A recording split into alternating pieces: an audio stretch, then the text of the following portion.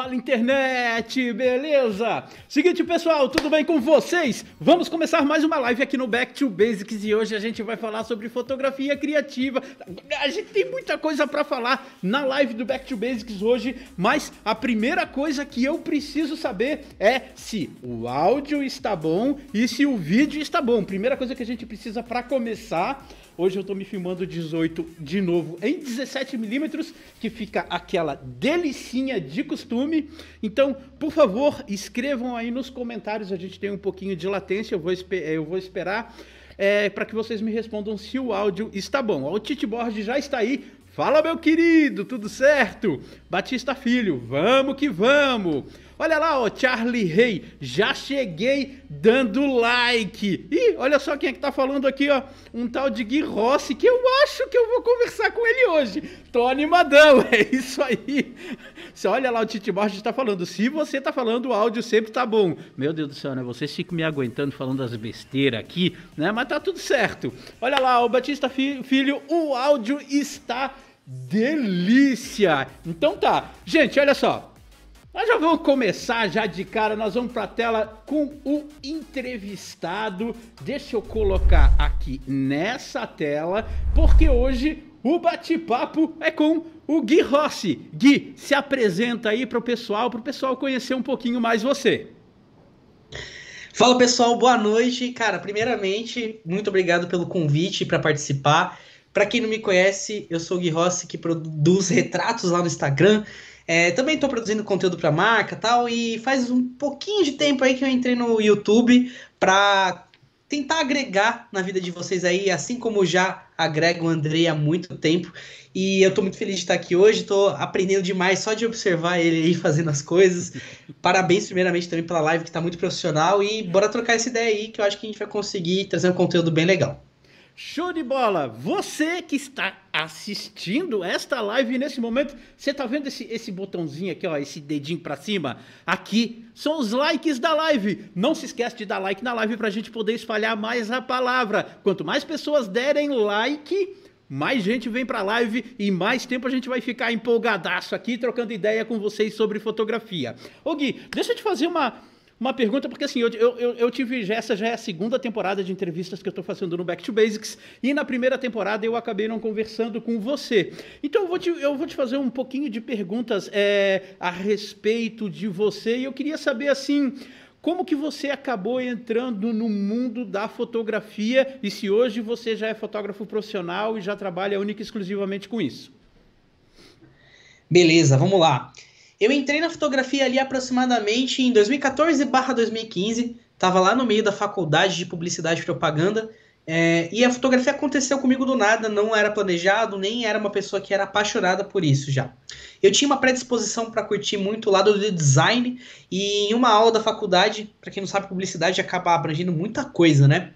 Eu tive que fazer um exercício de contar história com fotografia. E nesse exercício eu acabei pegando emprestado a câmera de uma amiga, pedi para ela me ensinar a usar a câmera ali, porque eu nunca tinha usado, né, uma câmera profissional, um manual e tal, e ela me deu as dicas de como usar abertura, exposição, ISO, né, os básicos. E, cara, desde o primeiro momento que eu peguei a câmera e produzi esse exercício, eu, inclusive, peguei a câmera dela emprestada por muito tempo, que ela não usava muito, fiquei meses com uma Canon T3, que era dela, e, cara, pratiquei muito fotografia com aquela câmera, e eu acabei me apaixonando, cara. Acho que no primeiro mês que eu fiquei com a câmera, eu já tava, tipo, todo dia queria ficar tentando tirar foto em casa, experimentando ali, fazer foto do cachorro, da flor, de objetos, até autorretrato eu fazia, e foi só crescendo, crescendo, crescendo, e eu comecei a amar muito mais. Hoje em dia, sim, eu trabalho só com fotografia, na verdade já faz uns 4 ou 5 anos que eu trabalho só com fotografia, e consegui fazer disso a minha vida mesmo, trabalhando com retratos durante muito tempo. Hoje em dia estou fazendo mais trabalhos com marcas e produzindo conteúdo também para o pessoal da fotografia. Cara, nossa, que interessante, hein? Você fala que você está trabalhando com fotografia, começou mais com retratos, fotografando pessoas, e agora eu imagino que até com o advento dessa pandemia tenha ido mais para esse lado de fotografia de produtos, que foi uma coisa que muita gente acabou indo, né? Você está em São Paulo, fala um pouquinho aí de como é que está o mercado para os fotógrafos aí nessa sua região de São Paulo, se é muito concorrido, se tem muita gente, se tem pouco trabalho, mais ou menos. Como é que está o mercado em São Paulo aí? Cara, eu diria que São Paulo, ela é uma terra que tem muita oportunidade, mas tem muita concorrência. Então, meio que se equipara a muitas outras cidades, porque é muito competitivo mesmo. Aqui, a grande questão é você realmente ter uma identidade muito forte, você ter bons contatos, né? Isso é uma coisa que me ajuda muito na fotografia, desenvolver contatos com pessoas dentro de agências, de marcas e tudo mais. A gente precisa estar conectado com o mundo muito bem, né? E eu acho que aqui, pelo menos dentro da vivência que eu tive trabalhando em outras cidades do Brasil, aqui ainda continua sendo uma cidade muito forte, com muitas oportunidades mesmo, com marcas até internacionais, e é difícil de sair daqui por conta disso, cara. Já pensei em me mudar de São Paulo, mas o quesito comercial ainda me segura aqui. Eu estou considerando me mudar para São Paulo justamente por causa das oportunidades comerciais que se tem, porque tudo acontece em São Paulo, né? Não adianta, cara. A gente estava conversando um pouco aqui antes a respeito dos aparelhos da Asus, ó, por exemplo, eu estou com o Zenfone 8, o Gui também estava com o Zenfone 8 não, né? Zenfone 7. Estou aqui com o Zenfone 7, o Gui estava com o Zenfone 7 faz pouco tempo também. E assim, quem está em São Paulo acaba tendo as oportunidades antes, é mais fácil. O áudio do Andrei está um pouco mais baixo que o do Gui. Tá bom, vou aumentar um pouquinho aqui, aí vocês falem para mim se essa minha voz estridente está batendo no ouvido de vocês melhor, tá bom? Então, assim, ó, o que a gente tava falando, o mercado hoje em dia está mais complicado, né? Mas você começou a fazer retratos. Fala um pouquinho para a gente da experiência de ser retratista. Para você... Quando você estava começando, na hora de fazer retrato, para você, qual era o maior desafio que você tinha? Tá, antes de chegar no retrato, um pouco antes, eu acho que de começar a experimentar isso, eu gostava muito de fotografar a rua, né? Então eu saía com a câmera para ir em lugares turísticos, tal, conhecer a cidade, fotografava muito documental, fazia algum... Era meio aberto demais, né, para mim, mas eu fotografava um pouco de street, de documental, e eu gostava muito daquilo. E eu acho que o grande desafio quando eu comecei a mudar para os retratos foi lidar com pessoas, né? Porque até então, não diretamente, eu tinha que conversar com as pessoas e fazer as fotos acontecerem junto com elas, entendeu? Mas eu acho que para mim, no começo dos retratos, foi um pouco mais fácil do que é para a maioria das pessoas, porque eu comecei lidando com pessoas próximas minhas, né? Então eu sempre convidava amigos mais próximos e começava a aumentar o ciclo social nesse caso. E ter essa intimidade com as pessoas facilitou muito o começo dos retratos, porque a gente compartilhava as ideias, a pessoa já ia junto no ensaio, que você já tinha mais... A intimidade, de fato, ela já quebra aquele gelo, né, que a gente tem muito quando tá fotografando uma pessoa que nunca viu na vida. Então, no começo foi essencial isso, cara. E vou até falar para você que a fotografia de retratos me transformou como pessoa, pelo fato de me ensinar, meio que forçando, né, a lidar com outras pessoas, né? Até então eu era muito tímido, era uma pessoa muito mais introvertida, e o retrato me trouxe essa comunicação um pouco mais fácil com as pessoas. Talvez seja por conta dele que eu estou aqui hoje, porque se fosse alguns anos atrás, eu acho que eu estaria com vergonha de estar aqui aparecendo. Isso é verdade, cara. Quando a gente começa a fotografar pessoas, que a gente vê o verdadeiro desafio. Porque assim, os primeiros desafios que a gente tem sempre é aprender a configurar a câmera, entender um pouco sobre a tríade, saber qual lente usar em qual situação, mas tudo isso muda de figura quando tem uma pessoa na tua frente. E geralmente quando tu pega uma câmera, liga e aponta para a cara da pessoa, a pessoa já faz assim, né? Já fica nervosa, já não sabe onde colocar as mãos, e aí você que tem que orientar, você que tem... Eu nunca tive muito problema com isso, porque eu sempre fui uma pessoa muito soltinha, se é que você me entende? Então, cara, bicho, pra mim, tá falando com uma ou tá falando com 200 pessoas, pra mim nunca fez a menor diferença. Então, isso até me facilitou quando eu comecei a fazer as fotos mais profissionais, mais todo esse esquema aí que, Cara, é muito legal, muito louco. Ô Gui, deixa eu te perguntar uma coisa. Vamos passar um pouquinho por equipamentos, porque a gente sempre passa um pouco por equipamentos e eu vou falar um pouco antes de equipamento e depois a gente vai para a tela para dar uma olhadinha no teu Instagram, para a gente começar a conversar um pouco mais sobre foto a foto. Se tu tiver uma resposta aí, para você poder ver a live, para você poder saber qual é a foto que eu estou mostrando. Tá, beleza. Mano, tá aí já, né? Mano, que tipo de equipamento que você usa e quais são as lentes mais coringas que você usa atualmente pro teu tipo de trabalho? Tá, no momento eu tô usando a Canon EOS R, né, a mirrorless. Tô usando principalmente 35mm f1.8, aquela RF mesmo, feita para esse sistema. Tô usando também como adaptador a 20mm 1.4 da Sigma Art. Substituí recentemente. Eu tinha outra grande angular que era uma Tokina, era muito boa, mas aí eu resolvi experimentar e acabei gostando mais dessa Sigma. Fenomenal essa lente, tô curtindo bastante. Foi uma troca recente. Também tenho 100mm, aquela versão L, que é macro, né, da Canon. E eu tenho algumas lentes meio doidas, assim, cara. Tenho algumas lentes analógicas, tenho uma Helios 58 f2, né? Tem uma lente que se chama Lens Baby, que é uma lente maluca de doida, cara. Adoro usar ela, mas ela é bem diferentona. Então, o meu kit ele gira mais nisso. Mas acho que se for pra falar de coringa, eu prefiro a 35 e a 20, cara. São as que eu mais uso no dia a dia, assim. Tá, então vamos fazer o seguinte. Vamos mudar pra tela onde tem o seu Instagram. E deixa eu colocar aqui na minha tela. Aqui está, ó, gente. Esse é o Instagram do Ri. Tem pouco seguidor, entendeu? É pouquinha gente que segue o cara. Só quase 150 mil pessoas. Se você está cometendo o sacrilégio de não seguir o Gui ainda, por favor, né? A oportunidade está aí. Todas as redes sociais dele estão aqui embaixo, tá? Na descrição.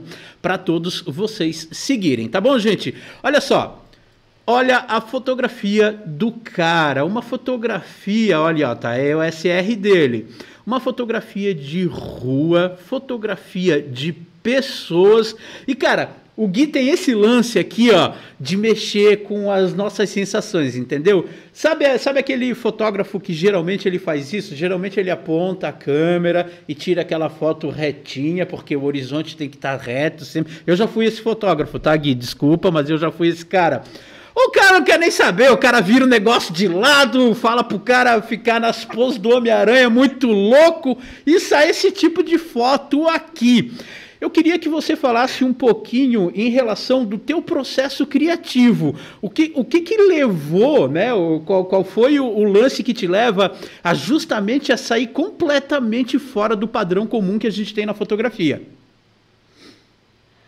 Cara, pra ser bem sincero, eu acho que isso vem muito da minha vivência com fotos de arquitetura street, né? Eu sempre curti muito esse tipo de foto por conta de linhas, por conta de perspectiva, ponto de fuga. Então, quando eu entrei pro retrato e comecei principalmente a usar grande angular, acho que esses ângulos mais tortos, essas coisas mais doidonas começaram a acontecer por conta do grande angular. Eu potencializei, assim, dentro da minha fotografia essas linhas, eu sempre curti, mas quando peguei a grande angular, aí que ferrou, cara. Aí que eu pirei em fazer esse tipo de foto. E eu diria que hoje em dia, cara, eu gosto muito de deixar as coisas meio tortas, eu gosto muito de trabalhar dessa forma porque eu sinto que dá um dinamismo, né, pra foto, dá um movimento a mais, né? Não só o movimento da pose do modelo e tudo mais, mas também as linhas em si, né? Curto pra caramba fazer isso. Então, sempre que eu tô no ensaio, meio que marca registrado também. Eu já começo, eu me movimento muito, né? Mal fotografo pelo viewfinder. Quem me vê fotografando deve achar bem estranho. Eu sempre tô live view ali, com a câmera meio longe, girando ela de um lado pro outro, assim, pareço um maluco tirando foto. Mas eu curto bastante porque eu sinto que encaixa muito com o mundo grande angular. E dentro do que você perguntou de processo criativo, cara, pra ser bem sincero, ultimamente, eu procuro muito referências que tem ligado moda, que tem ligado esse que é bem street. E a grande questão pra mim, maior coisa que muda a minha fotografia seria achar o lugar certo. Você vê aqui nas fotos, os lugares que eu escolho sempre tem essa tendência, né, por ter linhas, por ter esse quê bem frio também, eu gosto muito disso. E, cara, pra mim são meus pontos favoritos. Essa foto aí que foi o primeiro ensaio que eu fiz com a 20mm, essa que tá na tela. Essa composição foi uma das que eu mais fiquei feliz ultimamente, cara. As linhas dela, eu fiquei apaixonado nesse lugar. Realmente, dá pra perceber alguns fatores bem interessantes na tua fotografia. Primeiro, é a temperatura de cor que você gosta de usar na sua edição, né? Então dá para perceber que você geralmente, porque você tem algumas fotos que tendem, como essa foto aqui que eu estou mostrando, para o mais quente, mas também aqui não tinha como, porque era o próprio ambiente em si é quente, né? Mas na fotografia de rua você tende, e dá para ver que você tem uma assinatura através da sua edição muito marcada, bem presente. Então é aquele lance que a gente olha essa foto aqui em algum lugar e pensa, eu acho que essa foto é do Gui, entendeu? Porque dá para perceber que você coloca aquele azulzinho nos shadows, você coloca um tonzinho mais quente nos highlights, e é bonito demais e combina muito com o tipo de fotografia que você faz, porque é uma fotografia, a fotografia de rua pede esse tipo de colorização hollywoodiana, né? Então, assim, fala um pouquinho pra gente sobre o seu estilo de edição, as coisas que você gosta de implementar. Por exemplo, eu vou colocar aqui, ó, essa primeira sessão de fotos que você fez com a grande angular, e você pode falar um pouquinho do processo criativo de edição para esse ensaio aqui. Beleza, cara.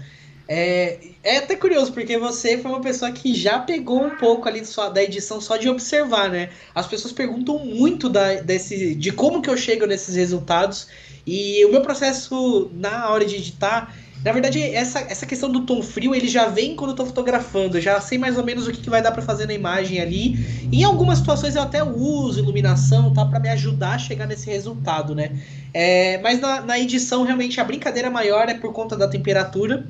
Eu gosto muito de brincar, por exemplo, deixar a imagem inteira mais fria e usar ajustes locais para trazer certos pontos da imagem, principalmente tom de pele, né, para algo mais quente. Eu gosto muito de trabalhar com aquela tonalização dividida que virou graduação de cor, alguma coisa assim, né? Tem os color wheels agora, né?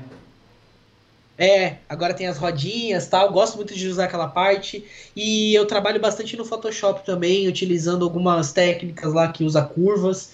Então eu piro muito em sempre trazer realmente tons mais escuros no frio. E sempre eu sou muito preocupado com o tom de pele, que nem essa foto eu fiz ela, mas eu fiquei meio incomodado depois que eu vi o tom de pele, não sei se ficou 100%. Mas eu sempre busco realmente criar esse contraste entre pessoa e cenário, porque eu acho que isso ajuda muito a quem visualiza a foto, né? A gente acaba guiando o olhar da pessoa um pouco melhor para onde a gente quer que ela olhe, né? Com as linhas e também com as cores aí, principalmente nesse ensaio aí. Eu sempre, quem assiste às lives aqui com mais recorrência, sabe que eu sou um grande defensor do estudo de cores, entendeu? De maneiras de se criar contraste através da cor, por exemplo, como você fez na foto. Você tem um ambiente totalmente frio, mas você tem uma pessoa que eu não sei se a roupa que ele está usando ela também foi pensada. Se você falou, eu quero que você vá com uma roupa, com uma tonalidade mais assim, você pensa nesse tipo de detalhe?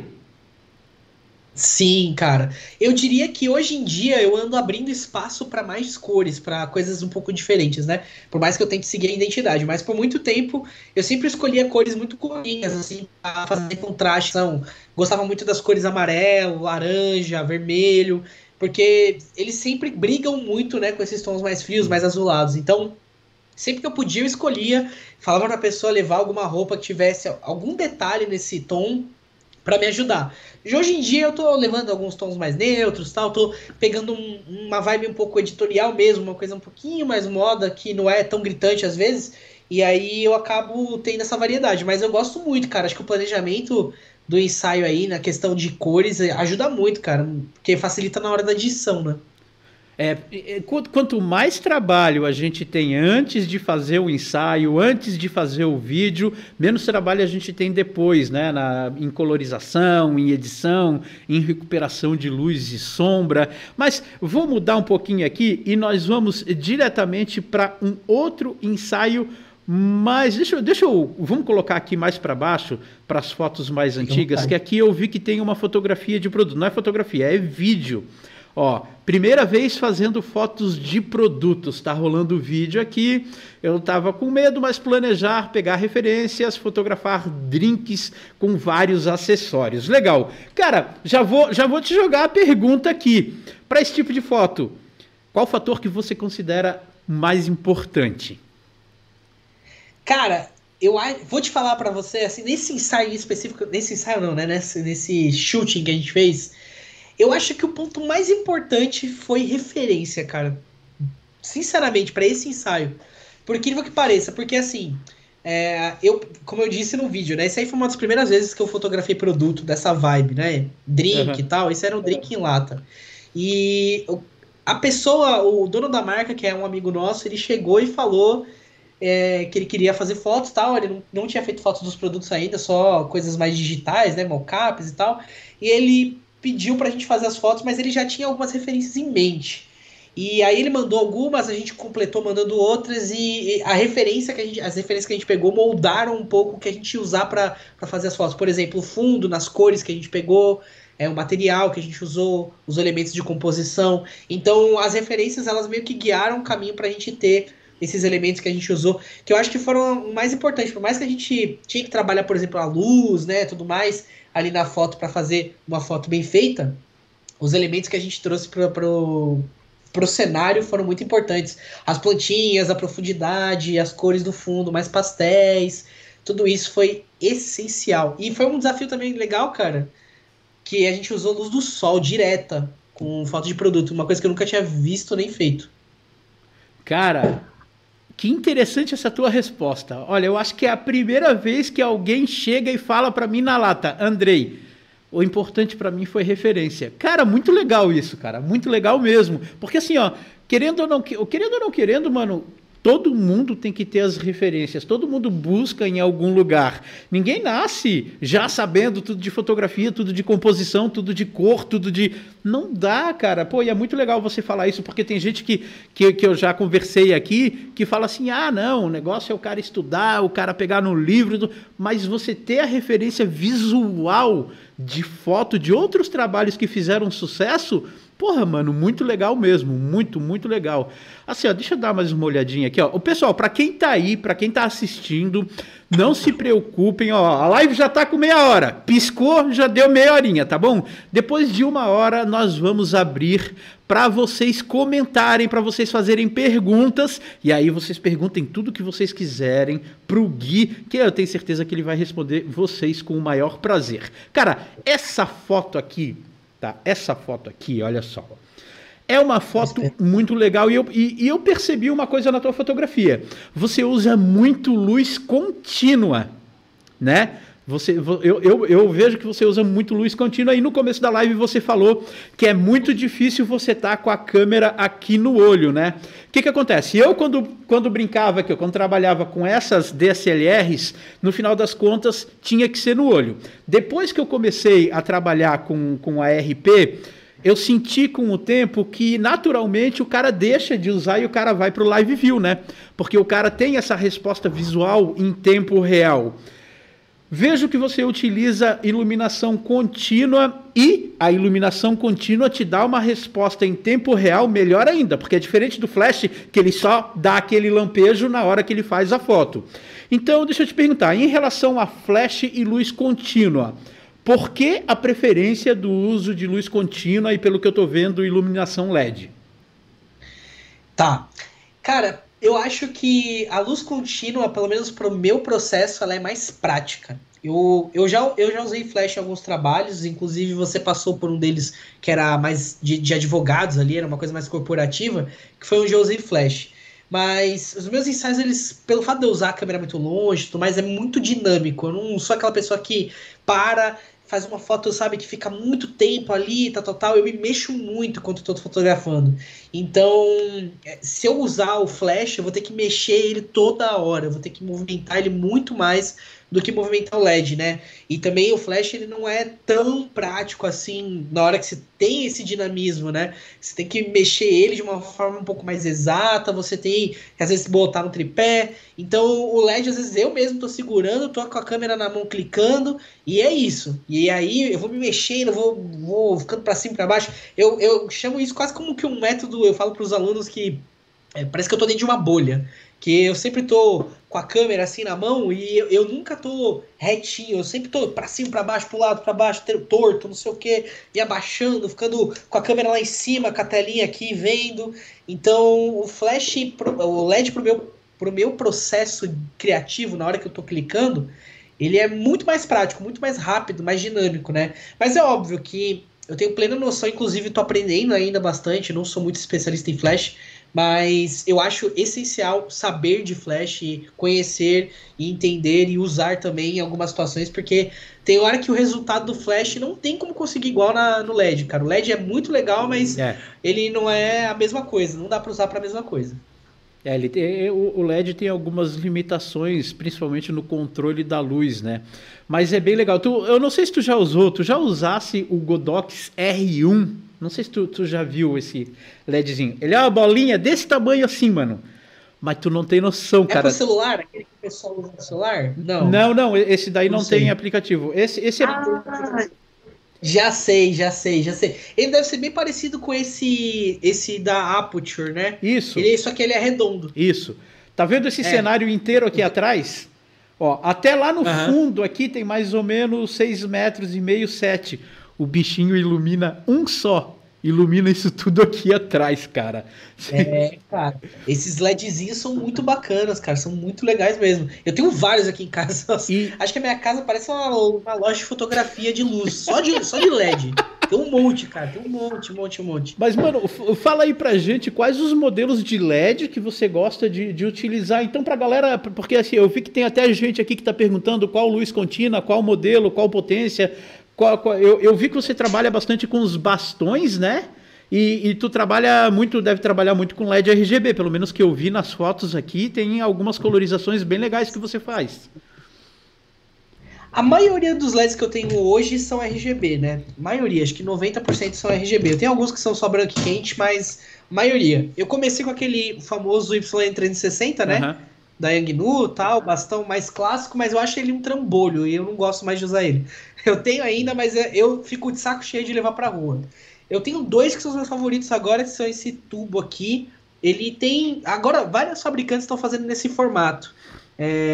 Ele é RGB também, deixa eu ver se ele tá com bateria. Tá, ele é bem legal, cara, tem uma luz bem bonita. E tem vários efeitos. Esse aqui chama YC Onion Energy Tube, mas tem da Nanlite... Tem da Yangnu, agora tá fazendo nesse formato também. Vocês encontram isso tudo no AliExpress. Lá é onde tem tudo. E aí eu recebi da Aputure aquele MC, né? Que é o menorzinho deles. E eu gostei muito desse. Esse aqui é muito bom mesmo, cara. Os meus dois favoritos são esses dois que eles são bem parecidos, assim. Dentre os outros é tudo muito parecido, mas nenhum deles chega aos pés desses dois. Esse Aputure é muito legal, que ele tem uma tecnologia anti-cintilação, anti-flicker, então você consegue utilizar ele com praticamente qualquer velocidade de obturador. Você nunca vai ter problema, cara. Sim. Ele é muito legal. O que eu mais amo, cara, acho que a coisa mais... parece meio inútil, mas é muito útil. O que eu mais gosto em todos esses dois aqui são o fato deles terem imã, cara. Às vezes eu tô na rua... E eu grudo ele nos lugares, assim, num poste, numa escada, e é isso. Vira a luz do lugar, até aparece nas fotos às vezes. Qualquer cantinho eles cabem, né? Esse que eu testei, esse Godox, esse R1, ele também tem um imã atrás, ele é redondinho, e ele tem um monte de função criativa. Então, para o cara que faz vídeo e que quer imitar uma sirene, que quer uma imitação de fogo, ou então, cara, eles têm controle de saturação de cor, cara. Eu acho isso sensacional, porque Sim. Você pode colocar um azulzão lá e diminuir um pouco a saturação. Cara, muito, muito legal. Cara. Isso. É fenomenal e é bom que agora a gente tem vários fabricantes fazendo esses formatos, com as mesmas funções bem parecidas, porque a gente vai tendo mais opção, o preço vai abaixando e aí a galera pode começar a comprar também. Cara, legal. E o bom é que eles... você coloca no bolso e leva para qualquer canto, né? Muito pequenininho. Diferente de um flash que você não usa só o flash, você sempre vai usar um modificador de luz, aí tem que ter um tripé. Se você tá sozinho é mais complicado, porque realmente quando você faz o ensaio, não acha que você vai colocar ele na mesma posição e tirar um monte de foto.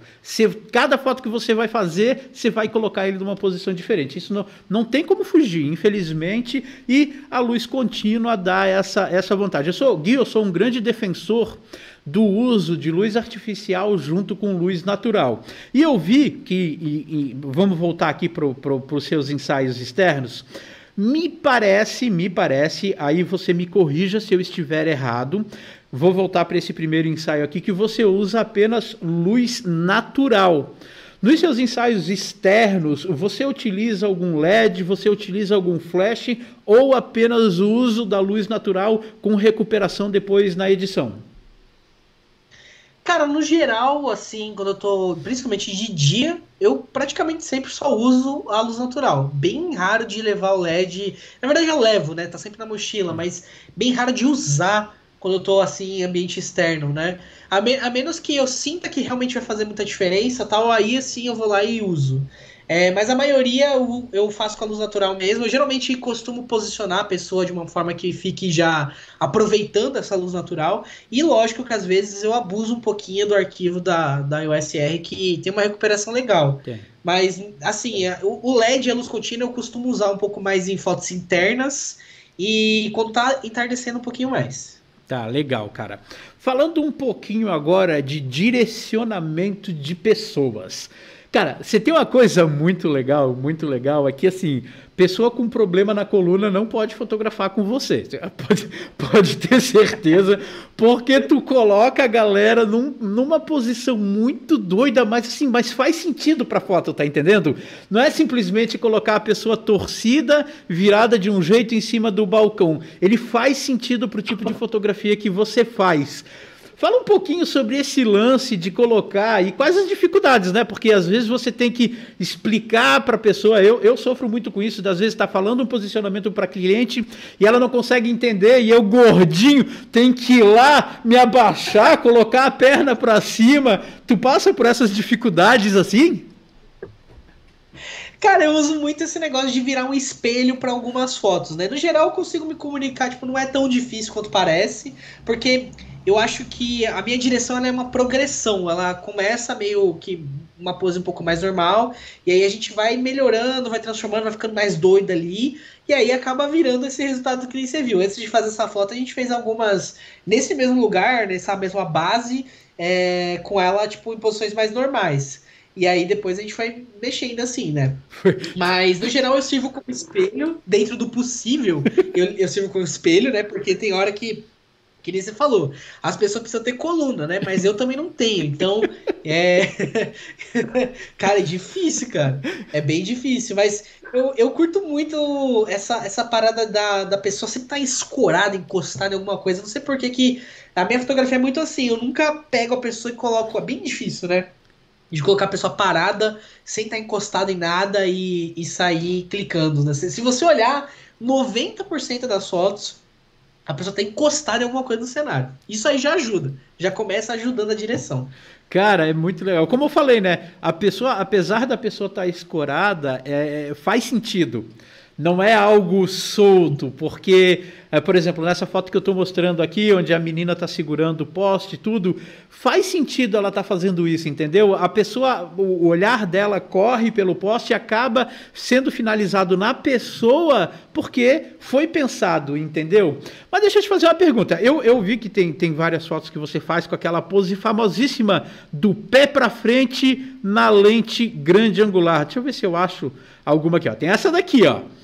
Isso eu acho muito legal porque é uma técnica que a galera usa muito para dar profundidade, mas o que você pensa na hora de fazer esse tipo de foto? Porque assim, né, existe a distorção.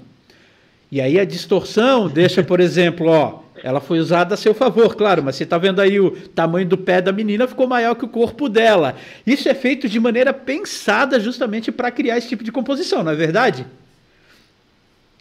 Exatamente, cara. Se você parar pra pensar assim, as pessoas mais puristas da fotografia devem achar bem estranho muitas fotos que eu faço, né? Não, Essa coisa do ângulo torto, os essa caras coisa devem ficar da proporção, doente. né? Não, os caras devem ficar Cara, doente esses vendo as caras tuas ficam bem fotos. bravos. No começo, cara, quando eu comecei a fazer fotos de grande angular assim, eu recebi bastante feedback de estranhamento mesmo. As pessoas, tipo, nossa, não sei, achei meio estranho, mas eu diria que a maioria dos feedbacks era de pessoas que, tipo, gostavam porque era realmente algo que elas não viam com tanta frequência, sabe? E aí eu vejo que hoje, pelo menos as pessoas, é bem raro eu receber um feedback negativo em relação a isso. As pessoas, na verdade, acham interessante porque talvez isso incite um pouco a liberdade delas ali na hora de criar, né? Eu gosto, eu acho que a gente tem que entender, saber as regras, conhecer as regras de composição, de proporção, mas às vezes eu acho que a gente tem que soltar um pouco, né? Liberar, assim, falar, putz, eu vou experimentar, vai. Às vezes dá um resultado legal, né? Você falou do pé ali, eu não me sinto incomodado em relação à proporção do tamanho, por mais que pareça estranho, né? Eu não me sinto incomodado, mas é uma coisa que eu acho que fez toda a diferença ali no dinamismo da foto também, né? E uma pose um pouco mais, realmente mais editorial, né? Eu gostei bastante daquele ensaio. Não, eu vou te falar, sinceramente, tá? Sinceramente, eu acho que o destaque da foto é justamente isso. Justamente você utilizar essa distorção a seu favor. Você criou a composição baseada na distorção que a grande angular gera, entende? Então, porra, cara, vai ter coisa mais criativa que isso? Não. Os dinossauros da fotografia estão tudo com o rim virando de cabeça para baixo? Então, mas a modernidade tá aí. Ó, quem é que chegou na live aí? A Duda tava fazendo live. Tudo bem? Ainda. Tu saiu da tua live para vir pedir pro pessoal dar like? Não, é porque eu tô esperando uma amiga minha. Ah, tá, mas pede pro pessoal dar like aí. Dá like aí. Dá like aí, gente. Vou lá comer alguma coisa. Vai lá. E, cara, quanto tempo a gente tá? 40 minutos, meu Deus do céu, passa rápido. Cara, eu tô vendo aqui e eu vejo já que você faz uns autorretratos bem legaisinhos, cara. Eu gostei bastante. Eu acho muito legal. Eu não consigo, cara, como eu queria fazer autorretrato mesmo. Eu me acho muito horroroso na câmera. Mas acho que agora, olhando essas tuas fotos aqui, eu vou me inspirar um pouco para ver se eu faço alguns autorretratos do gordinho aqui, para ver se fica mais bonitinho. Cara, olha essa foto aqui, que legal, cara. Haja bastão LED, hein, meu amigo? Então, cara, pra ser sincero, assim, essas fotos de autorretrato eu fiz muito quando a pandemia a gente tava bem só em casa, né? Depois que as coisas deram uma mudada, acabei saindo pra fazer trabalhos principalmente. Mas, por exemplo, a gente comprava coisinha da China, assim, aquelas coisas que dão uma foto meio doida, que nem eu usei na foto ali uns laser, né? E aí eu falei, eu tô aqui em casa, vou fazer eu mesmo, assim, vou fazer autorretrato, seja o que Deus quiser. Não que eu seja muito experiente com isso, mas eu curto bastante quando eu dei um produto diferente, assim, uma parada que dá uma opção criativa, eu gosto de fazer, cara. Mas eu confesso que se eu pudesse ter feito, talvez, com outra pessoa, talvez ficasse melhor, tá? Eu acho. A gente nunca gosta da gente na foto, né?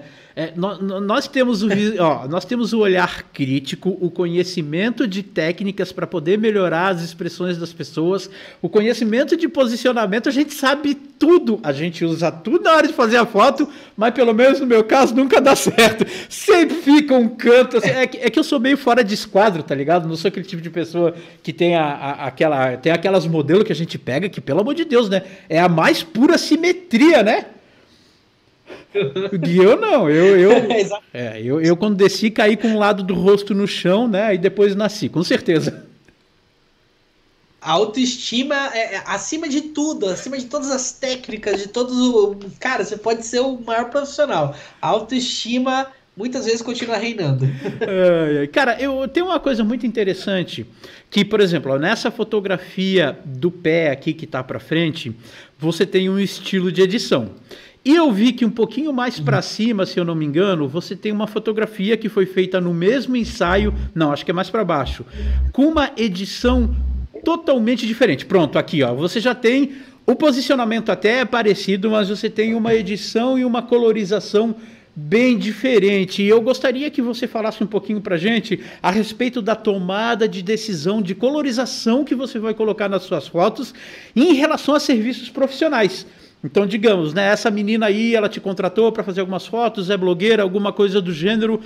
Como que você decide quais cores e qual tipo de edição você vai utilizar para o ensaio? Cara, pra ser bem sincero, esse ensaio exato que você pegou aí foi o ensaio que eu tive mais indecisão na hora de editar. E foi por isso que tivemos dois resultados bem diferentes da mesma locação. Até a modelo, a gente trocou uma ideia e tal, e eu até editei as fotos, mesmo não curtindo uma certa edição, e mandei pra ela, porque ela preferiu.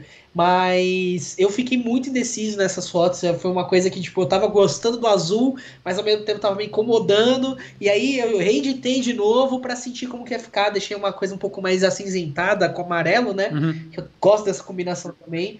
Mas foi a minha indecisão maior. Mas no geral, cara, eu não sou tão indeciso assim em relação à edição. Eu acho que a edição, pra mim, ela vem muito da pré-produção, então, que nem a gente falou, da escolha da roupa, da escolha do cenário, da luz que a gente está usando, né? Dentro desse padrão que a gente já produz, eu já meio que sei o que vai acontecer na hora de editar, e eu tendo a seguir a minha identidade para esses tons um pouco mais frios, salvo engano, quando acontece que nem você falou, né? Tem algumas fotos que o ambiente mais clássico, tem uma coisa mais quente, então combina. Eu não sou 100% preso a cores específicas, mas eu acho que, no geral, eu tento seguir esse padrão de fotos mais frias, e isso vem muito por conta do processo de pré-produção e também na hora de fotografar. O lugar que você está fotografando, o cenário, é uma coisa que acaba influenciando posteriormente na tua colorização? Ou isso também é uma coisa que você já pensa, você visita o lugar antes, você já conhece o lugar e já sabe mais ou menos a colorização que pode ser feita num determinado ambiente? Cara, geralmente, quando eu tô montando um ensaio, tal, que vai acontecer, um trabalho em si, eu acho que eu já faço tudo casar na pré-produção. Então, que nem. Geralmente não tem um passo específico que vem por primeiro lugar. Mas geralmente a gente já tem a pessoa, tem a ideia em mente, né, do ensaio e tal. E aí eu escolho o lugar, geralmente primeiro. Não é 100% sempre desse jeito, mas geralmente eu escolho o lugar primeiro porque o lugar, a arquitetura, a luz que bate naquele lugar, né? Enfim, os detalhes que a gente tem lá vão ajudar muito na hora da direção. Então, para a gente conseguir chegar no resultado que a gente tem expectativa, o lugar é muito importante. E aí, quando a gente já sabe o lugar, às vezes eu conheço o lugar, são lugares que eu indico que eu já fotografei, ou são lugares que pelo menos eu dou uma olhada antes de fotografar, né? E aí, depois disso, eu escolho a roupa para tentar fazer com que a gente feche o ensaio, né? O ensaio ele fica uma coisa bem fechada. Eu sempre gosto de escolher muito bem a roupa que vai estar acontecendo ali, as poses e tal, porque faz toda a diferença. Que nem esse ensaio que você está mostrando na tela, né? Do sebo. A gente já sabia que ia ter esse que ia ter os livros, que a luz ia ser mais quente, e aí a gente escolheu roupas que tem essa vibe um pouquinho mais, que dão essa cara meio intelectual, meio biblioteca, meio vintage. Então foi tipo um conjunto de decisões. Cara, bem legal, bem legal. Cara, eu sou total defensor, assim, sabe? Às vezes eu vou fazer ensaio e um dia antes eu tô com a cliente escolhendo as roupas, vendo padrões de cores, essas coisas, e ouvindo muitos clientes, né? A gente tem que ouvir bastante eles, deixar eles fazerem parte do processo, que isso é uma coisa que ajuda muito. Eu tô percebendo que aqui você está fazendo uma edição de pele, tá? Eu queria que você falasse assim, o que você acha da edição de pele, qual é o nível, porque inclusive o Elias Marques, fotógrafo, está aqui, tem um canal no YouTube também, gente boa pra caramba, a gente tá junto aí há muito tempo, né, Elias? Vendendo a paleta do bruxo. E eu quero que você fale um pouquinho mais sobre, saindo um pouco da colorização, indo um pouquinho mais para a edição de pessoas, porque pessoas você fotografa bastante. Qual é o tipo de edição de pele que você gosta de fazer? Uma coisa mais bipro, marcadão, ou uma coisa um pouco mais simples, digamos assim? Cara, uns 2 anos atrás eu tava estudando bastante essa questão de separação de frequência, né? Eu uso até hoje separação de frequência, acho uma técnica legal. E a grande questão dela é que existem milhares de formas de fazer para chegar em resultados próximos, né? Lógico que existem resultados mais forçados, que nem você falou, resultados mais básicos. 2 anos atrás eu acho que eu exagerava muito dentro do que eu acho hoje, né? No tratamento de pele. Eu acabava perdendo um pouco a noção de profundidade de luz, né? Nos detalhes do rosto, principalmente. Perdi um pouco a noção de textura também.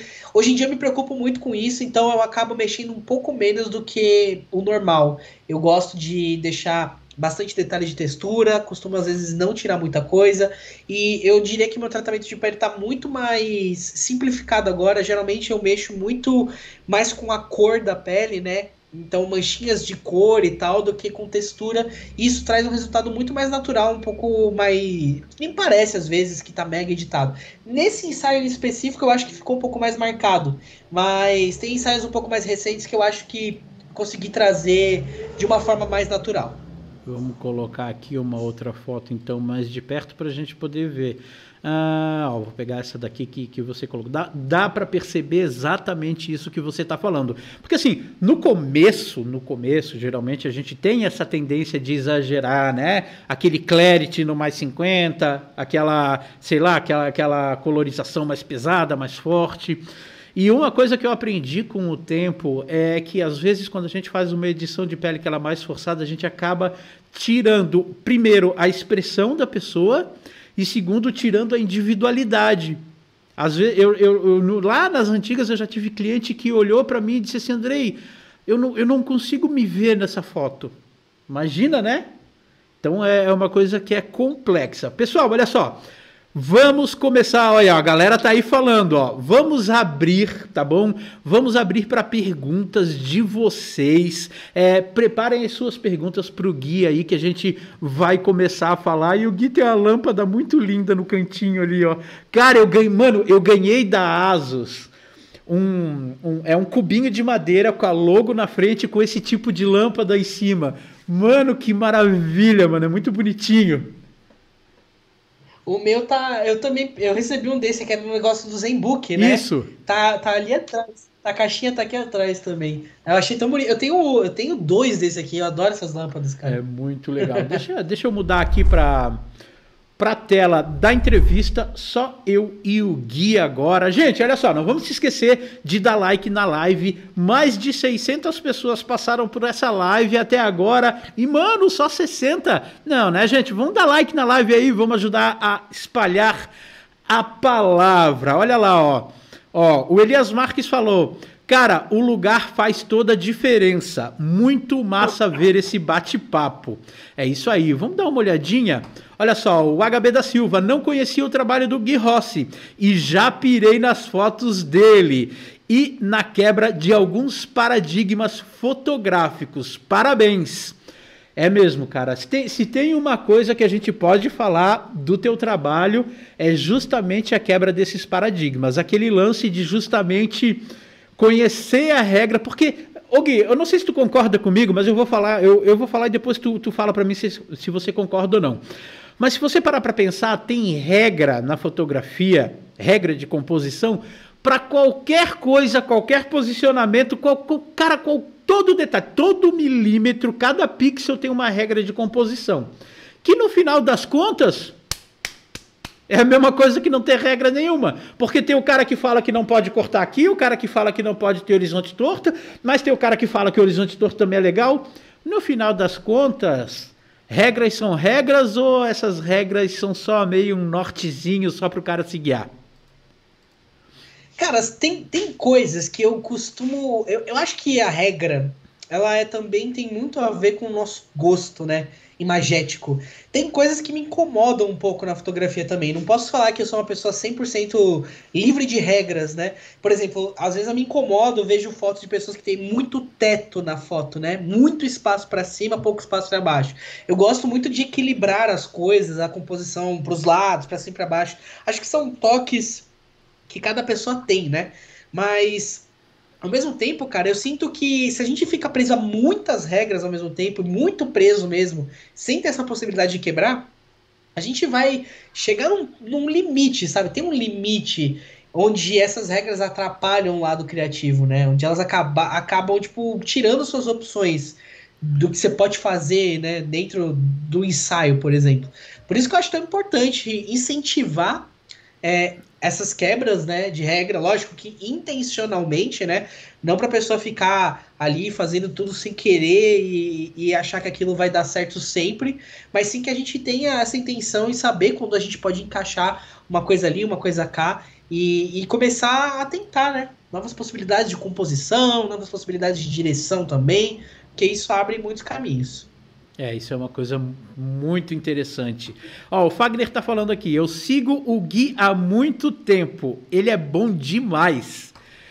O Gui disse que não fazia mais separação de frequência. E como ele trata a pele agora? Hoje em dia que tu tá trabalhando um pouco menos com a divisão de frequência, qual a técnica que tu tá usando? Na real que eu ainda uso separação de frequência, o método que eu usava é o mesmo, só que realmente com menos força, né? Menos opacidade, menos intensidade dos efeitos. E talvez eu acho que eu me coloquei como regra gastar menos tempo com isso. Antes eu gastava muito mais tempo em cada foto fazendo esse tipo de tratamento. Hoje em dia eu falo, tá, aqui já tá num ponto legal, não preciso gastar mais tempo com isso. E tá sendo até melhor pro meu workflow, assim, ficou muito mais prático. O Fagner, deixa eu te falar um pouquinho, tá? Antes eu gastava muito tempo por foto. Eu fazia divisão de frequência, eu usava o dissolver, eu fazia dodge and burn, eu trabalhava com highlight numa camada, com sombras no outro, com tons médios no outro, e aí tava lá 15 minutos em uma foto. Depois que eu comecei a trabalhar mais com fotografia e os ensaios começaram a ser mais constantes, no final das contas, isso se tornou inviável. Hoje em dia, eu faço uma pré-edição de pele no Lightroom. O Lightroom, ele tem uma ferramenta de seleção por cor. Então, você já seleciona mais ou menos os tons de pele e eu só diminuo, um pouco a textura, eu diminuo um pouco o clarity, que é a clareza, né? E diminuo um pouco também a nitidez. Pouca coisa, menos 10 pontos em cada um. E acabou. E aí, claro, né, com a ferramenta de carimbo, que tem também no próprio Lightroom, se tiver alguma expressão, alguma marca, alguma coisa que a cliente não goste e peça, eu tiro. Mas só se for uma coisa muito evidente, porque geralmente eu não tiro, não. Isso é exatamente o que Gui falou. Tempo na frente do computador. Chega um momento que você entende que você... tudo bem, se você vai fazer uma fotografia para portfólio, tá tudo certo. Você precisa mostrar todo o potencial. Mas para o trabalho, para o campo de batalha, para o dia a dia, meu amigo, é aqui, ó. É uma atrás da outra. O Enzo de Souza, ele perguntou o seguinte, Gui, comenta mais a respeito da sua transição para fotografia grande angular. Cara, foi uma coisa muito engraçada, porque a grande angular entrou na minha vida pegando emprestada de amigos para fazer foto de paisagem, né? Então, foi muito marcante para mim quando eu viajei. Foi a primeira viagem que a gente fez para fora. A gente foi para Nova York. Eu lembro que fui eu e mais 3 amigos fotógrafos. Foi uma viagem incrível, em 2018. Eita. E nessa viagem, eu já sabia que a grande angular era muito legal para fotos urbanas e tal. E eu pedi emprestado de um amigo. Na época foi uma 10-24. Da Tamron, uma lente que era bem escurinha tal. Ela era para crop e usava na gambiarra mesmo ali, numa milimetragem maior para não dar vinheta, né? E aí eu levei pra viagem, eu curti pra caramba. Só que eu percebia que eu fazia as fotos com ela, adorava tal, mas eu ficava com medo de compartilhar aquelas fotos porque eu achava que as pessoas iam estranhar, né? E eu ficava tipo, não sei se eu vou postar. Depois de voltar da viagem, até fiz outros ensaios e eu fiz alguns testes com a lente do meu amigo, tirava algumas fotos, falava... postava assim as fotos principais do ensaio, que geralmente eram com 35, e às vezes eu colocava na sequência mais a grande angular, mas eu ficava com medo, falava, putz, eu não sei se as pessoas vão curtir isso aqui. E aí eu comecei a experimentar, comecei a colocar as fotos de grande angular um pouco mais em evidência, né? Mostrava nos stories, pedia opinião, colocava às vezes no feed, e quando eu comecei a fazer isso com mais frequência, eu percebi que as pessoas começaram a comentar mais dessas fotos. Elas, dentro de várias fotos mais comuns, com desfoque e tudo mais, elas olhavam aquela foto que tinha perspectiva diferente da grande angular e falavam, caraca, que diferente isso, cara, muito legal, faz mais. Tá. E aí eu comecei a falar, pô, vou experimentar, vamos tentar colocar mais. Porque, cara, naquela época, eu não via muita gente fazendo isso não. Na verdade, eu não conhecia praticamente ninguém que usava a grande angular no retrato. Eu tinha inspirações de um rapaz que mora em Curitiba, que chama Otávio. Otávio Stadler, no Instagram. Ele manda muito bem. Mas ele fazia isso com a 35. Ele tinha uns ângulos diferentões com a 35. E aí eu comecei a exagerar um pouco mais com a grande angular. E desde então, assim, foi recebendo esse feedback, foi me sentindo mais confortável com esse mundo da grande angular, que isso começou a virar meio que parte da minha identidade também, né? As pessoas sempre acham que identidade tá só ligada à sua cor, né? O que você tem de cor na sua foto. Ah, essa cor aqui eu sei que é do Gui. Mas ela tá em tudo, cara. Até na lente que você usa e como você dirige o ensaio em relação à perspectiva, por exemplo. Cara, é legal. Cara, é uma visão bem diferente, tá? Eu também, outra coisa que eu falo direto, cara, você pode fazer qualquer tipo de fotografia com qualquer objetivo. Ah, Andrei, eu consigo fazer fotografia de interior com uma 50mm? Consegue. Tu vai ter bem mais trabalho, mas tu consegue. Ah, Andrei, eu consigo fazer fotografia de gestante com uma 8mm? Consegue, eu já fiz. Na loucuragem, mano. 8mm na veia, mano. Ficou muito louco, aqueles coqueiros todo distorcido. Muito legal, cara. Eu acho interessante. Gente, ó, mais pergunta aqui. Tem uma pergunta até para aproveitar pro Gui fazer o jabá dele, que o Alex fez. Tem curso? Você ensina a chegar nos resultados desde o clique, ensinando como utilizar as luzes. Acredito que seja um curso bem diferente dos outros. Hoje tem muito curso mais do mesmo do Bipro. Fala um pouquinho aí, se você tem algum curso, já aproveita, faz um jabá aí para quem quiser te contratar e a comissão pode pagar em cerveja. Pode deixar. Cara, para ser bem sincero, hoje mesmo a gente tá abrindo um treinamento que é gratuito. Meio que um mini curso gratuito, online também, que a gente tá falando sobre vários pontos. Vai ter sobre edição também, a gente vai falar um pouco sobre direção, a gente falou um pouco sobre carreira na fotografia. Ele começou hoje e a gente lançou a primeira aula no meio-dia de hoje mesmo. E aí ele vai ficar disponível, né? Vão ter mais 2 aulas, elas vão ficar disponíveis aí, acho que até o final de semana agora. E aí quem quiser aproveitar, tem lá no link da minha bio no Instagram. E eu também deixei no último vídeo do canal que saiu também. Enfim, tá até no meu canal a aula. É isso daqui que tá aparecendo na tela? Deixa eu ver, que aqui não apareceu ainda não. Ah, tá. guirossi.com, curso online. Não é esse. No meu canal tem o último vídeo que a gente lançou, foi a aula, exatamente. Isso aí é mais antigo, infelizmente. Eu não sei nem por que isso tá aí, na real. Agora você me surpreendeu. Mas a gente tem um treinamento que começou hoje, então se as pessoas quiserem aproveitar, ele é meio que um exemplo do que é o meu curso online completo. E aí, tipo, a gente liberou gratuito mesmo para todo mundo poder assistir. É o último vídeo que tá no meu canal até. A identidade aí, evolutiva, é isso? Identidade evolutiva, exatamente. Ele é uma aula, essa primeira aula já teve quase 40 minutos, cara. Foi muito legal a troca de ideia que a gente teve nessa aula. Então, se vocês quiserem aproveitar gratuitamente aí, e depois, no fim dessa semana agora que a gente tá fazendo desse gratuito, a gente vai abrir a turma pro curso completo, que aí é um curso que envolve tudo, tipo, desde referências, pré-produção, produção, direção, edição, cara, tem tudo, um monte de ião, né? Tem um monte de conteúdo legal. Se vocês quiserem conhecer depois, a gente vai abrir a turma no fim dessa semana, provavelmente. Mas aí, como gosta de conhecer um pouco da didática das pessoas, né? Eu acho isso importante, a gente conhecer a didática de que a gente vai aprender com esse curso online gratuito que a gente está oferecendo agora, né? Esse treinamento é uma ótima oportunidade para a galera aproveitar, e começou hoje, então vai ter um tempinho aí para vocês aproveitarem esse conteúdo. Tá, show de bola, jabá feito. Não se esquece aí, então, vai lá, dá uma curtida. Vão ser quantas aulas? 4 aulas? Vão ser 4 aulas, 3 gravadas que vão pro canal e uma ao vivo. Então tá, você vai ter 3 aulas aí gravadas e uma live para você poder trocar uma ideia, para poder ter a tomada de decisão se você vai continuar com o curso completo, que eu já nem preciso falar que eu indico, né? Porque vocês olham as fotos do cara, então a indicação tá feita aí para vocês. O Tite Borges fez a seguinte pergunta: Gui, o que você prefere para tratar a pele? Skincare ou sabonete facial? Os caras tiram, né, cara? Olha, eu sou muito ruim com isso, tá? De cuidados da vida. Mas é lógico que é bom ter um skincare aí. A minha noiva que fica me incentivando a tentar fazer, mas eu não tenho paciência pra essas coisas, não.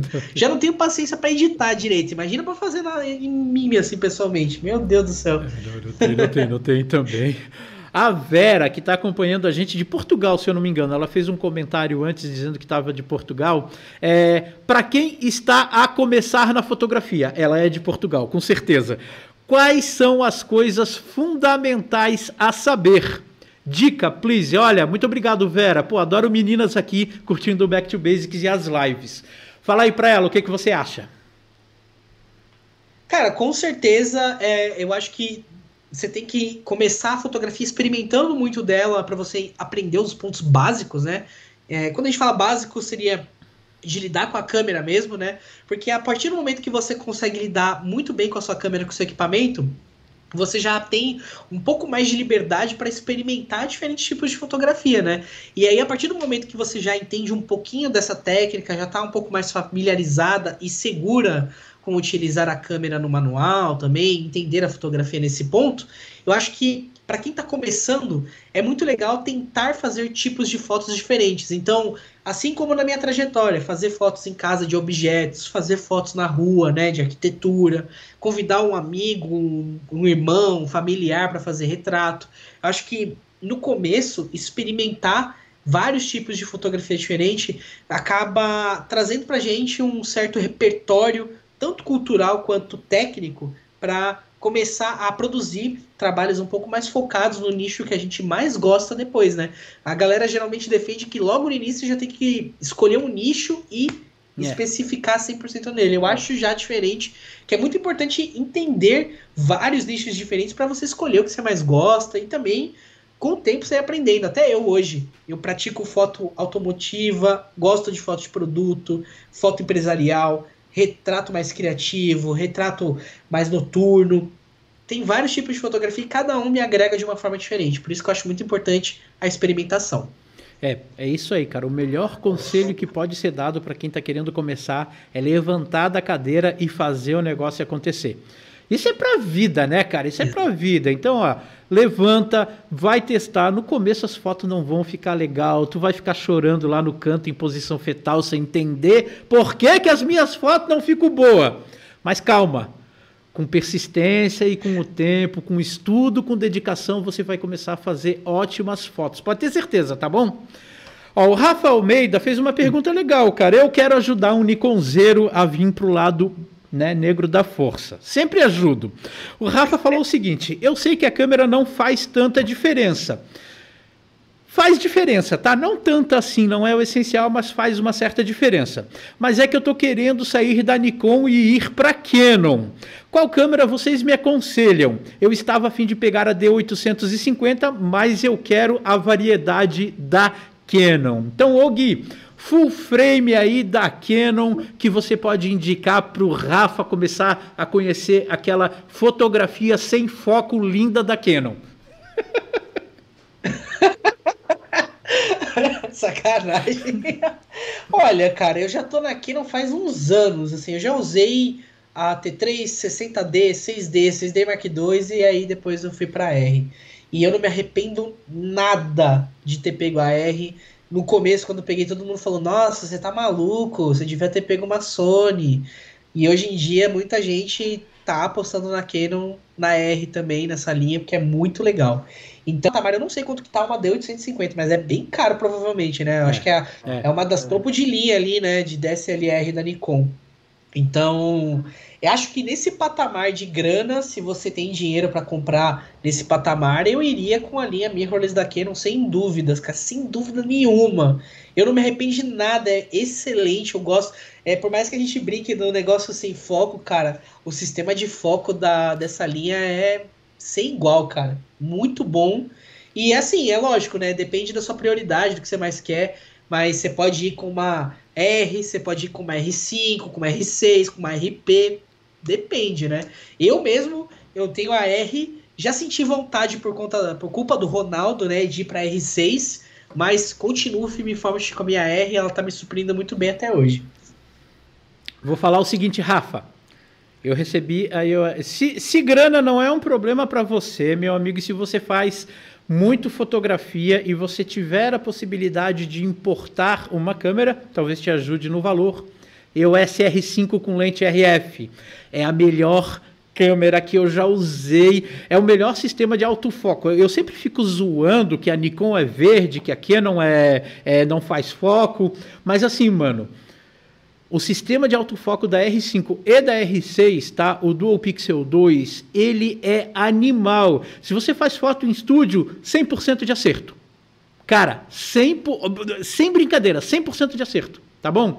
Se você faz externas, 90, depende das condições de luz que você está trabalhando, mas até menos 5 EV ela está focando.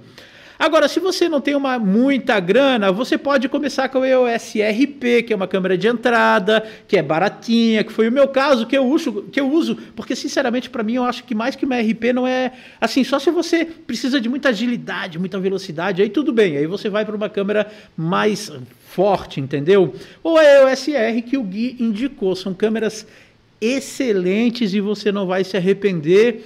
É uma pena que a Nikon, nas câmeras mirrorless dela, ela não esteja com o mesmo desempenho, porque eu antes de trocar minha câmera, eu testei muito a Z6 e acabei não comprando, porque eu achei algumas coisas complexas nela, não gostei muito dos padrões de cor de pele, e se você fotografa a pessoa, mano, você vai gostar muito, muito mesmo. Vamos dar uma olhadinha, vamos ver o que mais que a galera tá falando isso. Vamos ver. Ó, o HB da Silva tá falando, eu vou fazer um ensaio urbano no próximo domingo e já vou tentar usar essas quebras de regras do Gui Rossi. Amigo, planta a bananeira, te joga, te rola no chão, pede pra tua modelo subir na árvore, pular, o que tu tem que fazer, assim, quanto mais diferente for o negócio, mais legal. Claro, tudo na medida da normalidade, né? Eu acho que eu não tenho nada a adicionar em cima disso, cara. Você já destrinchou tudo. Você destrinchou tudo. Aí eu também acho que eu indicaria também fazer um aquecimento para ensaio, para você, principalmente questão da lombar, né? Movimentos mais bruscos, aí de coluna e tal, porque é complicado. O único fotógrafo que precisa fazer aquecimento antes da sessão de ensaio, não só o fotógrafo, o cliente também. O Joel perguntou o seguinte: qual o grande angular que não distorce? Qual comprar corretamente da Canon? Vai lá, Gui. Cara, eu acho que eu sinceramente, principalmente se você for usar para retrato, cara, acho que praticamente não deve ter grande angular que não distorce, cara. Vai distorcer. E na real que eu acho que essa é a graça. Um pouco dessa distorção é a graça da foto, né? Nem sem procurar que a qualidade técnica master reta seja perfeita. Acho que se você for o intuito fazer retratos, acho que é interessante não ter a distorção, né? Não ser uma imagem 100% perfeita. Até porque para você achar uma grande angular que não distorce quase nada, você vai gastar um dinheiro com lente, meu amigo, você vai gastar muito dinheiro.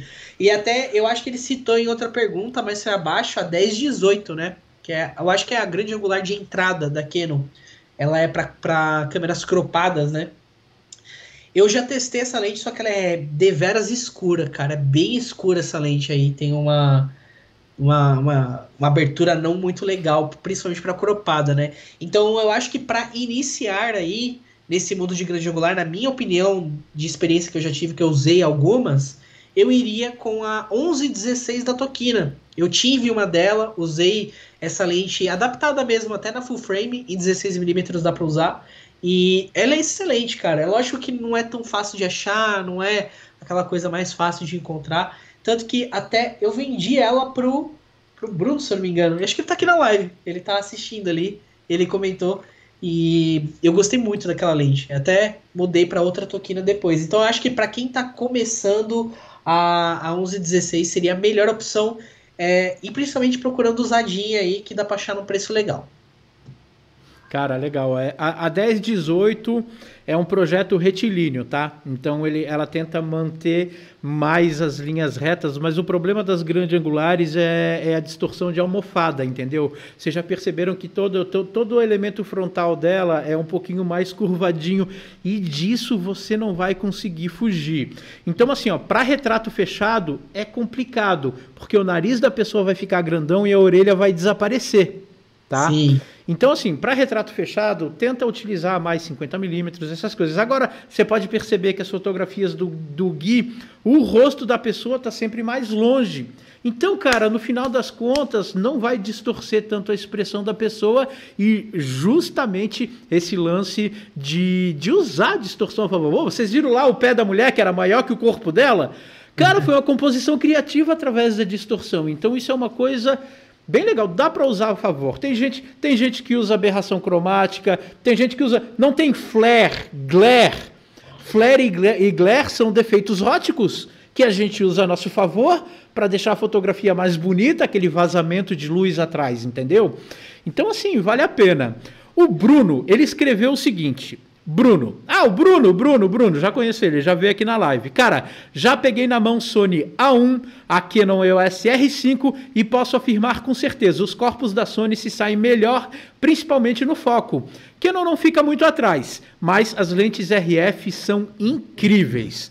Já brinquei com a A1, já fiquei um tempão com a R5, só que eu não gostei, na real foi mais uma questão de adaptação minha em relação à Sony. Ô Gui, você falou que você pensou na Sony e acabou continuando com Canon. Tu chegou a testar alguma câmera Sony na tua mão? Teve o que você acabou não gostando que acabou te guiando para continuar na Canon? Foram alguns pontos, cara. Eu testei a 7 III de alguns amigos. Eu tenho alguns amigos que já mudaram, principalmente porque trabalham muito no mundo do vídeo, né? E a Sony é muito legal pro mundo do vídeo, não tem como negar. Mas eu não curti alguns pontos como ergonomia. Eu acho a Sony muito ruim de ergonomia, né? Na mão a câmera não fica muito legal. Até agora, né? Agora tem a 7S III que tem a telinha que vira 360. Mas até então não tinha. E isso pra mim era matador. Eu adoro essa tela. Ela me ajuda muito no tipo de fotografia que eu curto fazer. Principalmente nessas de grande angular. Então também foi um fator decisor, né? Exatamente. Cara, eu vejo a galera subindo em escada, ficando num lugar perigoso, enquanto eu só levanto a minha mão com a câmera, vira a telinha pra mim, e é isso, acabou. Então, pra mim, a telinha 360 ali, ó, mata a pau. Pra mim, é um dos pontos principais aí. E eu acho que também o fato de eu já estava, né, na verdade, no mundo Canon. Então, não teria que migrar lentes, não teria que ter esse trabalho, né, de se acostumar com um sistema novo, né? Já estava meio que tudo dentro do meu mundo. Então, por isso que eu escolhi a Canon. E não me arrependo, que nem ele falou, cara. Eu tenho uma lente RF, é uma das mais básicas que tem, que é a 35. E eu já acho incrível, cara. É sensacional. Eu tinha a 35 da Sigma, troquei pela RF porque é muito melhor, na minha opinião, para o meu uso. E se eu pudesse ter essas aí da linha L, né, RF-L, aí eu seria mais feliz ainda. Mas por enquanto, não dá. Ó, vou falar para você aí. O verdadeiro poder da linha Mirrorless R da Canon está nas lentes RF. Tá, eu já usei a 24-105 f4 RF e, meu amigo, que maravilha! Porque assim, ó, o sistema mirrorless, ele dá a possibilidade das objetivas terem uma construção mais simplificada. Tendo menos elementos internos, você tem mais nitidez. Elementos internos melhores tratados, você tem mais cor, mais contraste. Então, são vários fatores. Eu já peguei a Sony. Eu cheguei a comprar uma A6400 que quebrou na minha mão em uma semana, devolvi. Peguei uma A7R3, não consegui gostar, eu estava procurando, né? Estava testando. Como eu tenho o canal me facilita muito em pegar câmeras diversas, entendeu? Na Sony, por exemplo, para vídeo, que todo mundo ama o vídeo da Sony, eu não gostei do codec da Sony. Eu sou errado, eu sei, eu sou um cara estranho, diferente, mas, por exemplo, o codec da Sony, ele fica muito travado na ilha de edição. Entendeu? O cara precisa ter um computador powerzão, enquanto o codec da R5, da R6, mesmo no computador velho, antigo que eu tinha, rodava tranquilo em 1080-60, entendeu? E assim, principalmente a parte da Sony que é muito complexa. Tipo, você vai mexer com perfil de cor lá para usar o perfil flat. Na Sony tem 5.000 opções, o cara precisa de uma faculdade para fazer um negócio. Na Canon, tu coloca lá o Picture Style, coloca o Cine Style, coloca o C-Log, acabou, tá feito, depois edita e tá aí. Mas assim, isso significa que a Sony é ruim? Isso significa que... Claro que não, isso só significa que eu não me adaptei. Né? Isso é só questão de adaptação. Todas elas são excelentes, tá? O Nif dos Santos Silva perguntou o seguinte: o que vocês acham da 1635 2.8 3 deliciosa? Eu acho incrível, né? Só eu acho caro, só não tenho dinheiro. Olha, nunca peguei na mão, só ouço falar. Pois é, cara, realmente, eu nunca testei essa lente, eu nunca testei nenhuma 1635. Realmente, tipo, eu já pesquisei para tentar comprar, mas muito caro, muito dinheiro. Até um sonho, né? A 15, agora tem 1535 na RF, né? 1535, se eu não me engano. Tem. É 2.8 também. Cara, deve ser um sonho, mas não tem dinheiro. Então, por isso que eu indico essas da Tokina, né? São mais em conta, são mais da nossa realidade, assim, pelo menos da minha, né?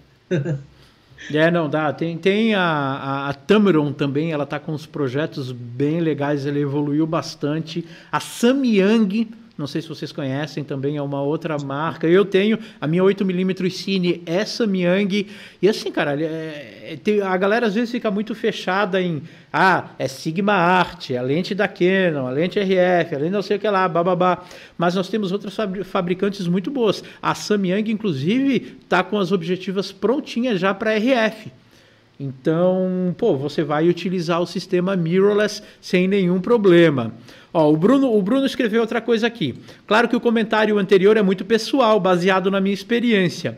A melhor câmera do mercado é algo individual. Para mim é Sony, para o fulano é Canon e para o ciclano é Fuji. Cara, exatamente isso. Hoje em dia não tem que existir mais fanboy de marca. Todas as marcas têm um resultado excelente, tá? O HB da Silva escreveu o seguinte: usa-se LEDs também nos ensaios externos ou mais luz natural? O Gui já respondeu isso, tá? Ele usa muito luz natural e também usa muito LED. O Anderson, ele perguntou qual o nome do LED RGB, ele também mostrou os LEDs que ele tem, tá bom?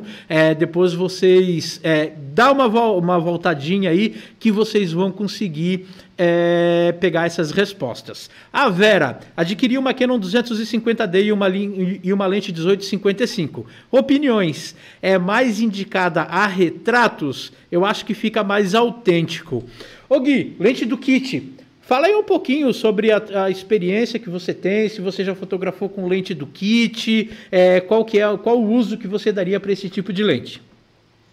Cara, é uma lente que dá para fazer fotos legais, não é tipo impossível fazer fotos legais com lente do kit.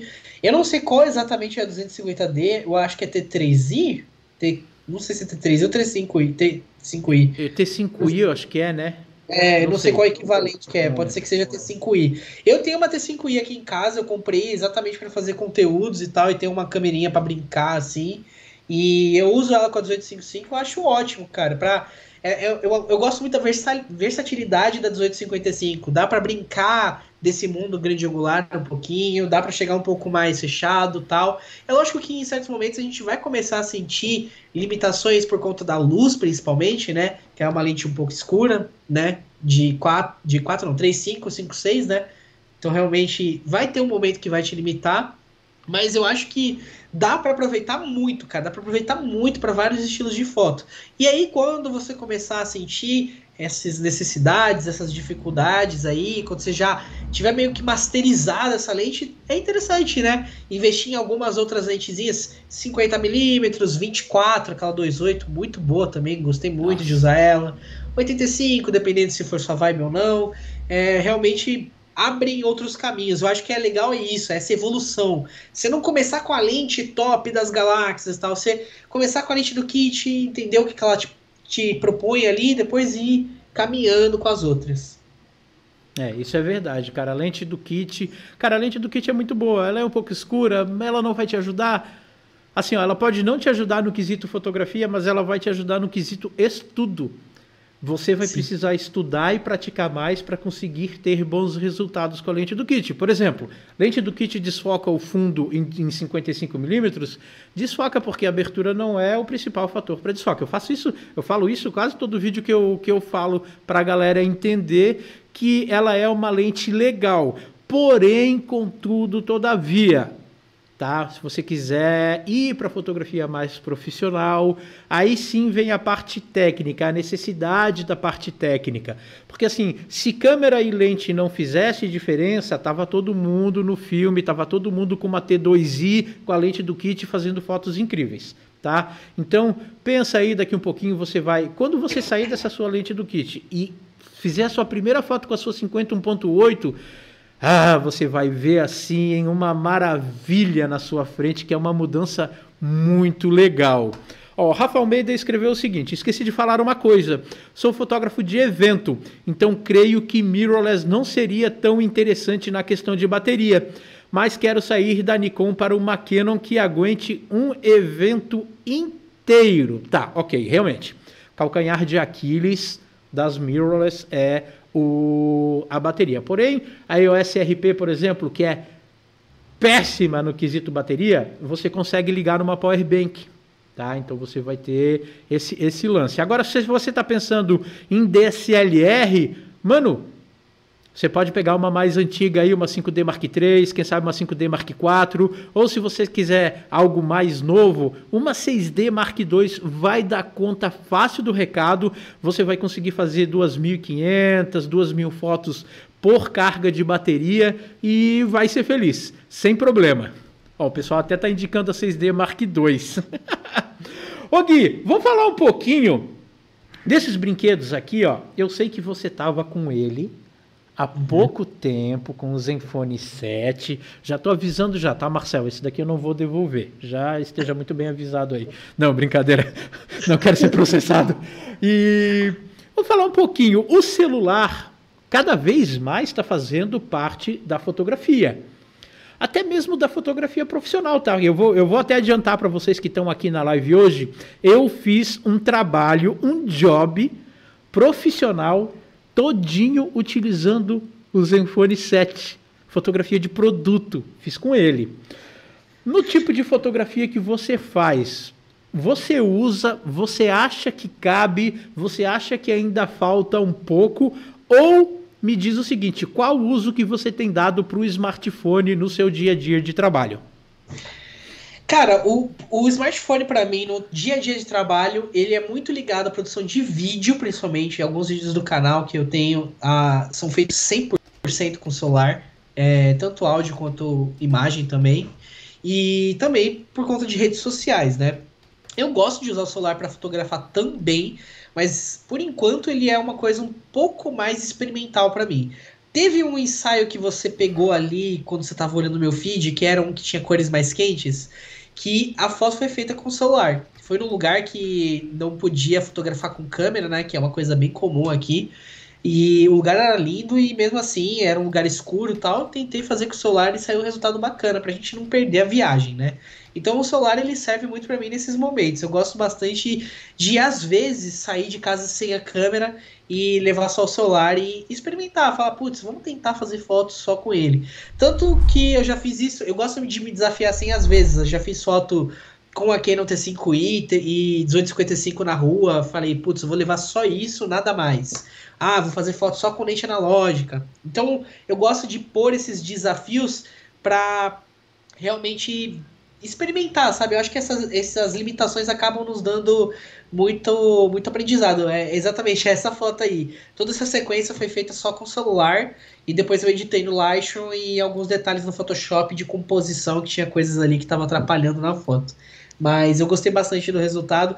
Dá para sentir limitações de textura, dá para sentir limitações de resolução, né? Para quem... Bom, eu uso um iPhone 11 agora. Essas fotos aí foram feitas com o iPhone X, que é uma geração antes desse aqui.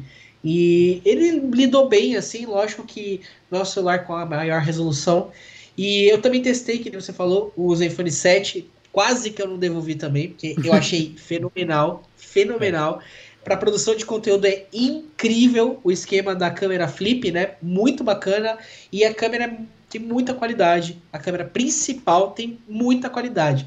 E eu acho que dá para falar que um ponto interessante agora, principalmente do Zenfone 7 também, é que a gente tem câmeras grande angular, né?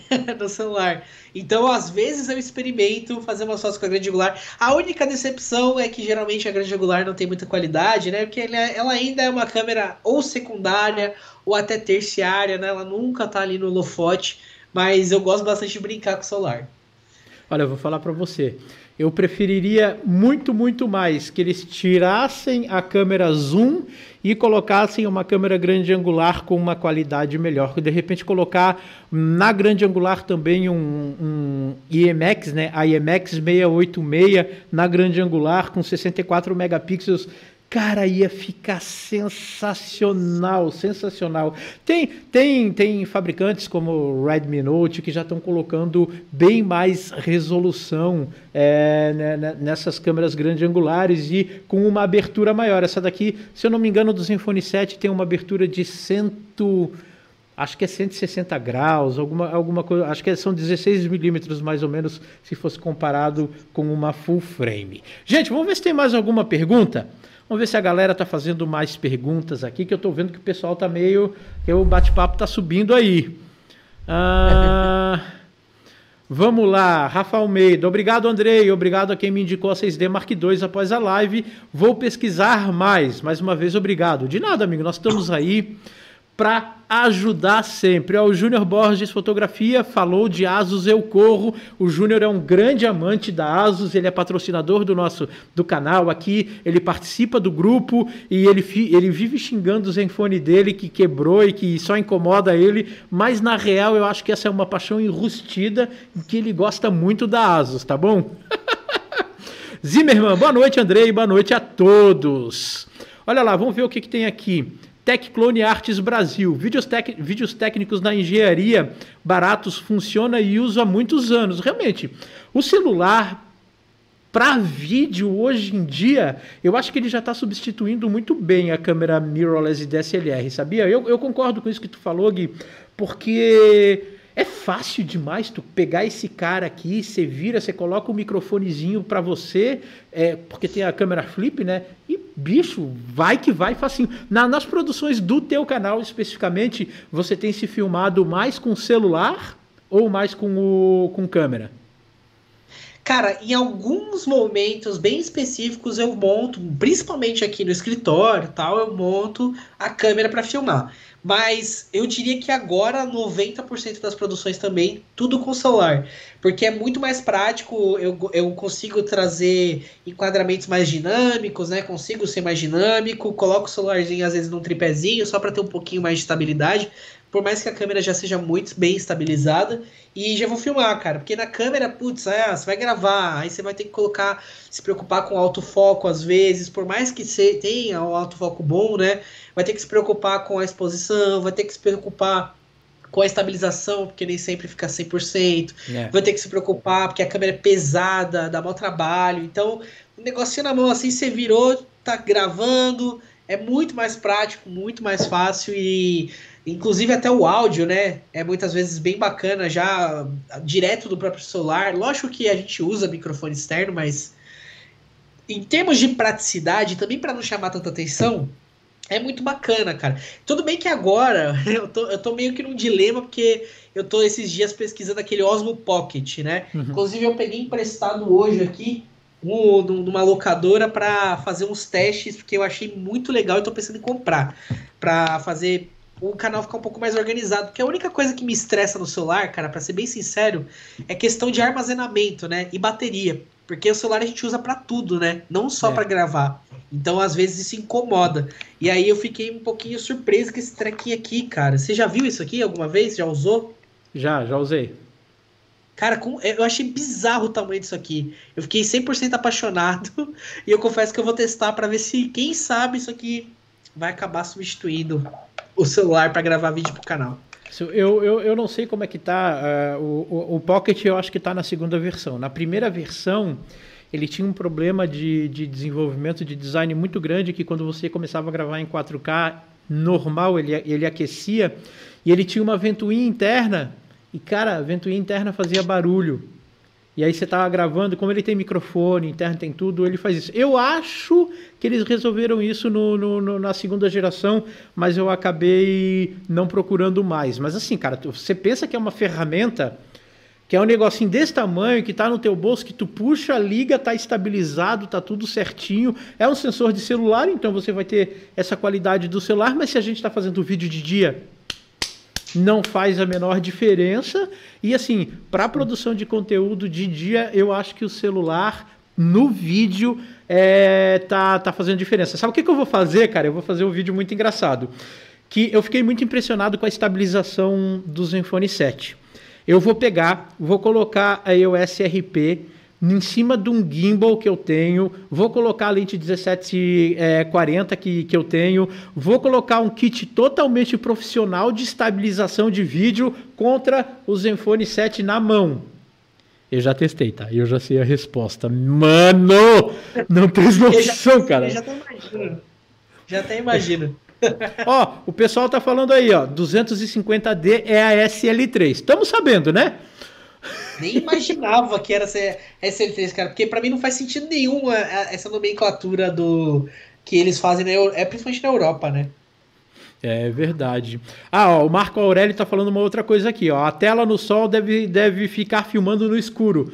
Nananina, não. O Zenfone 7, por exemplo, tem 700 nits de brilho na tela e a geração de 2021 tá beirando os 1500 nits.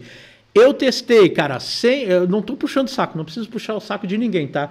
Eu consigo, debaixo do sol, ver a tela sem problema, é incrível, sem problema nenhum. No Zenfone 6, já não dá, você já não consegue debaixo do sol.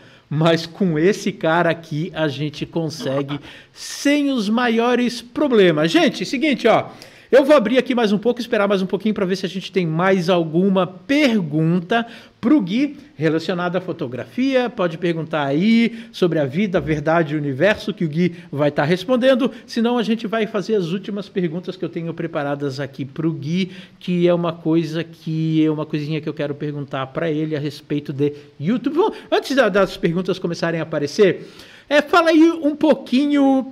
O Marco Aurélio está falando do Pocket. O Pocket você tem que pegar uma certa experiência com o enquadramento dele, tá? Porque na telinha lá não... Ele tem uma telinha de resposta, né? Dá para colocar o celular também, não dá?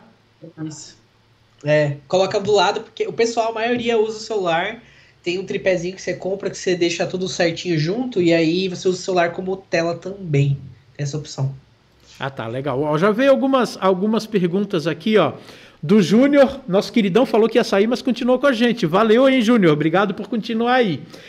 E em relação à segurança nos ensaios, né? Porque você faz foto no centro de São Paulo, nos bairros de São Paulo, e é mais complicado. Como é que você faz em relação a isso?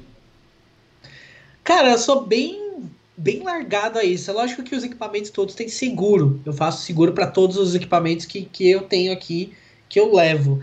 Mas eu geralmente só fico esperto como que é a região. Lógico que tem regiões que eu sei que são mais perigosas e tal. Até ultimamente não tô indo para lugares tão perigosos. Mas geralmente eu fico de olho em como que tá acontecendo as coisas e vou lá e vou clicar. E também eu não gosto de enrolar muito, né? Eu gosto de fotos mais dinâmicas. Eu sou uma pessoa que clica bem dinâmico mesmo. Então, às vezes 1 hora de ensaio para mim rende 500, 600 fotos assim, brutas, né? Dedinho nervoso. Nunca aconteceu nada comigo, assim, cara. Sempre fico mais esperto e vou na fé. Às vezes tem que ser assim mesmo. Cara, legal. Deixa eu ver o que a galera tá falando aqui. Dica de edição. O Anderson, ele já deu algumas dicas de edição. Volta depois e assiste essa live que ele já falou um pouquinho sobre colorização, padrões de cores. Nós dois falamos aqui. Ó, a Rafaela tá falando, minha câmera à noite fica escura. Como faço para ver a modelo à noite? Mas como assim? A telinha fica escura? Geralmente, quando você tá aqui, você aperta o botão, né, que você aperta até a metade que é para focar, automaticamente, se você estiver usando o Live View, a câmera já coloca o ISO lá no máximo possível para você poder ver e fazer um enquadramento, tá? tem que dar uma olhadinha porque as câmeras mirrorless têm como desabilitar essa opção. Então você dá uma olhadinha nas configurações que de repente possa ser isso. HB da Silva está perguntando: o que é realmente a identidade evolutiva? O que é necessário para colocá-las na foto? Fala aí rapidamente um pouquinho sobre o que é isso. Cara, eu julgo a identidade evolutiva é o processo da carreira do fotógrafo, cara. Porque a galera pergunta muito sobre identidade, fala muito sobre isso e enxerga extrema importância, né? Não que eu ache que a identidade não tem importância, mas a identidade do profissional é uma coisa que ela vai se mutar. Com o tempo a gente vai aprendendo novas técnicas, vai mudando de referências, vai aprimorando, né, o nosso repertório cultural, a gente vai amadurecendo, né, como pessoa também. E eu acho que muitas vezes eu conheço profissionais que têm uma identidade muito forte e eles ficam presos a essa identidade para sempre. E uma hora isso acaba caindo no esquecimento, as pessoas acabam enjoando disso.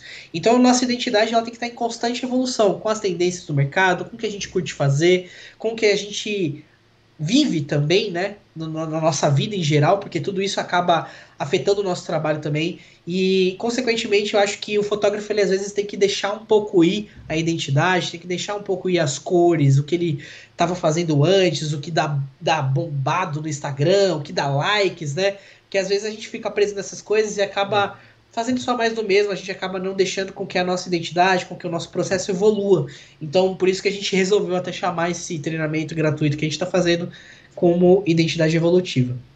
Vou seguir a identidade evolutiva. Boas dicas, bem interessante.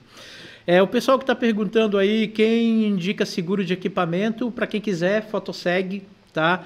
Eles são parceiros aqui do canal, acho que com o Gui eles já fizeram também, tá? A Fotoseg é bem legal, eu também uso a Fotoseg aqui. Em Florianópolis é mais tranquilo, então eu não tenho muitos problemas. Em relação a bastão LED, já foi respondido também no início, ele usa bastante, ele tem um monte de bastão LED RGB, tá bom?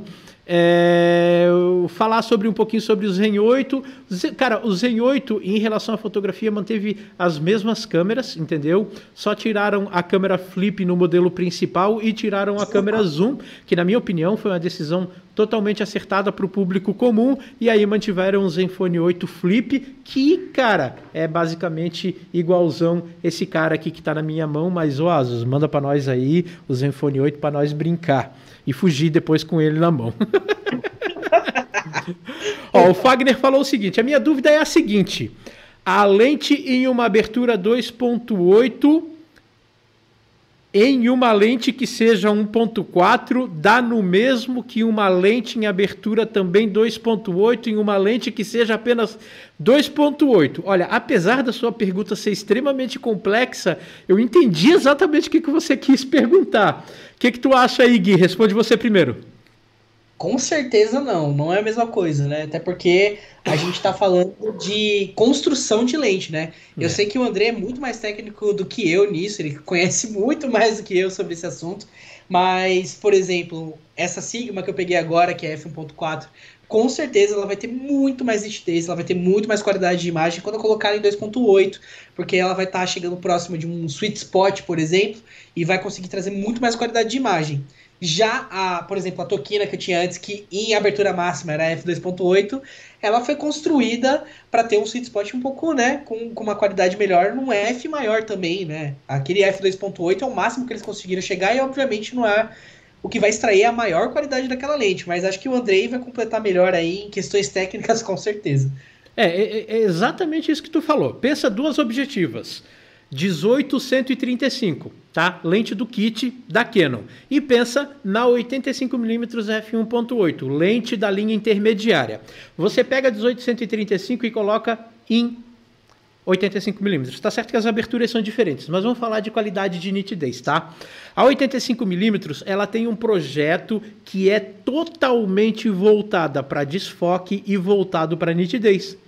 A A 85mm é uma lente muito nítida, enquanto um 85mm em outra lente, mesmo que seja 1.8, talvez não tenha essa mesma qualidade. Então tudo vai depender do projeto que ela foi feita. Tem lentes que foram desenvolvidas para ter desfoque no fundo, tem lentes que são desenvolvidas para ser nítida, e tem as lentes RF que é tudo junto.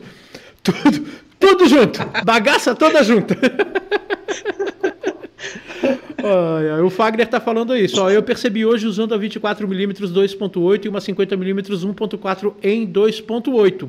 Eu achei a 50mm bem mais clara nessa abertura. Sim, e assim, e existem outros fatores, perda de resolução, tá?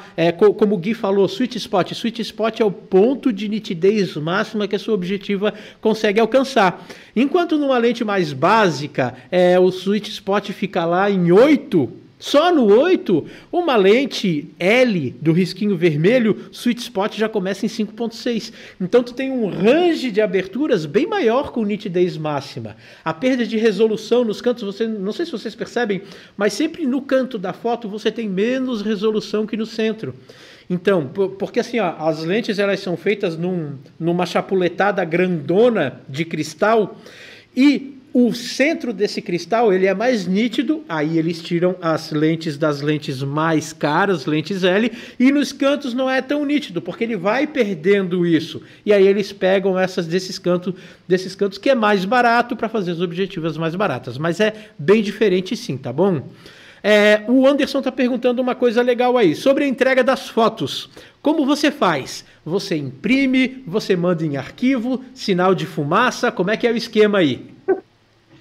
Cara, é tudo digital, tudo arquivo. E uma curiosidade que talvez deixe algumas pessoas meio bravas, mas eu nunca imprimi uma foto minha, cara. Olha que curioso. Como assim? Nunca. Nenhuma, zero. Cara, você precisa entrar nesse mundo maravilhoso da impressão, cara. Vai ser, sabe aquele bichinho que te mordeu quando tu começou a fotografar? Vai ser igualzinho. Vai ser igualzinho, mesma coisa, cara. Eu também não. A foto impressa, hoje é tudo digital, hoje é tudo isso, tudo aquilo. Aí um patrocinador meu me mandou a CP1000, impressora da Canon. Aí eu imprimi uma foto. E não sei se você já viu aqueles meme de gatinho de desenho japonês, que fica aquele olho desse tamanho assim, brilhando, todo mareado, quando imprimi a minha primeira foto. Cara, é demais. Então, hoje em dia, profissionalmente, é uma coisa que eu uso como artifício de pós-venda, sabia? Também, Para certos nichos funciona muito bem no pós-venda, cara. Muito bem mesmo. Mas eu sinto que eu queria muito ter essa experiência mais para as fotos que eu mais gosto, sabe? Pegar aquelas fotos que eu mais curti fazer até hoje, não só de retrato, mas de outros tipos de imagem também. E eu queria muito ver, porque eu fico curioso, sabe? As pessoas sempre ficam embasbacadas quando eu falo que eu nunca imprimi uma foto. Então eu quero ter essa experiência ainda. Oi, pra ti cabe muito bem impressão fine art, cara. Sabe? Você tem uma técnica de colorização que cabe, que fica muito legal. Me manda uns arquivos teus que eu vou imprimir e vou te mandar de presente, tá? Oh, caramba, mando sim. Opa! Pode mandar. Meus imprimidos. Pode mandar aí que eu vou pedir pro meu patrocinador, que eu tenho um patrocinador que ele é da área de impressão. Eu vou fazer uma foto impressa e vou te mandar. Porque assim, hoje em dia, inclusive, Gui, ela é uma fotografia muito rentável, inclusive no tipo de foto que você faz, que é essa fotografia urbana, tem muita gente que ganha uma grana legal vendendo como peça de arte, entende? E dá uma graninha, cara, e qualquer jeito que a gente encontra de ganhar uma graninha a mais é sempre bom, né? Com certeza. Vamos dar uma olhadinha aqui, vamos ver o que a galera tá falando. Que a gente começa a conversar aqui e a galera tá falando lá. O Bruno tá falando o seguinte, falando em nitidez e sweet spot, etc. Vocês já testaram a RF2870 F6? Cara, ela é perfeita, tá? Eu tô imaginando agora tudo em caps lock daqui pra frente, ele berrando alucinadamente. Cara, é perfeita, desde o 28 até o 70, distorção zero, aberração zero, nitidez incrível, de cabo a rabo. Mano, eu nunca vi igual! Ah, tá aí na mão, ó. Cadê? Será que vai... Ó, olha aqui, ó. Tá vendo quantos dígitos tem? Tá vendo? São vários dígitos aqui, ó, no Mercado Livre, ó. Muitos dígitos, viu? Então, eu queria muito testar, mas quase 30 mil reais, é quase um carro. Na verdade, é um carro, né? Um carro usadinho. É mais caro do que muito carro que tem aí rodando. O Bruno, só para contextualizar, ele mora nos Estados Unidos, então, mas mesmo lá, ela é relativamente cara. Mas estando lá e ganhando em dólar, a brincadeira fica um pouco mais tranquila. E eu nunca vi, eu só ouvi falar, já procurei reviews na internet e tudo, e eu adoraria me filmar em 28mm f2, que coisa mais maravilhosa. Nossa, para fotografia de comida, cara, deve ser realmente muito bom. O Bruno mandou um superchat. Pra noite não ficar sem superchat, o Bruno já mandou 99 centavos de dólar, mais ou menos uns R$2.500. Então tá tudo certo. Ó, o Fagner Fonseca. Andrei, eu sou consumidor assíduo do seu conteúdo. Eu maratono demais os seus vídeos. É quase um Andrei Lane Flix. Ô, cara, me senti consumido nesse momento. Que delícia, cara. Fique à vontade e assiste aí. E se tiver alguma dúvida, alguma pergunta, entre em contato comigo lá no Instagram, que é a rede social que eu elegi para responder as pessoas. Às vezes é meio complicado porque tem muita gente perguntando, mas eu sempre tento responder a galera, tá bom? Vamos dar uma olhadinha aqui, ó, o Wagner, inclusive o Wagner de novo. Andrei, vi um vídeo seu sobre o estúdio e vi que você usa o SK300. Você ainda utiliza? Aconselha para iniciante? Qual softbox você utiliza? Bom, ô Gui, eu vou te tirar do quadro só um pouquinho, só para mostrar o que está aqui no fundo, tá bom? Rapidinho eu já volto com você.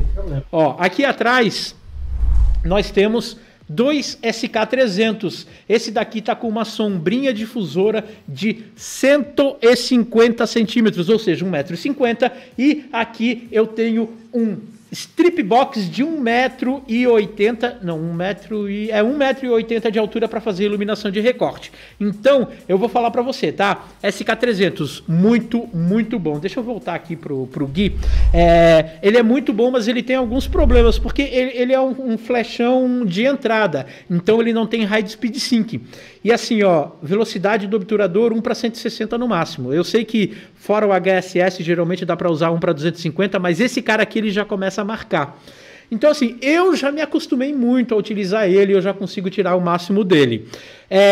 Para quem está começando, eu acho que dá para brincar com o speedlight que você já tem, com os modificadores de luz menor. Tem um, inclusive, que eu mostrei na live do Eu Amo Clicar, que eu fiz sábado, que é um 60x60, uma caixinha pequenininha, que tu fecha ele, tu gira, ele fica uma coisinha desse tamanho.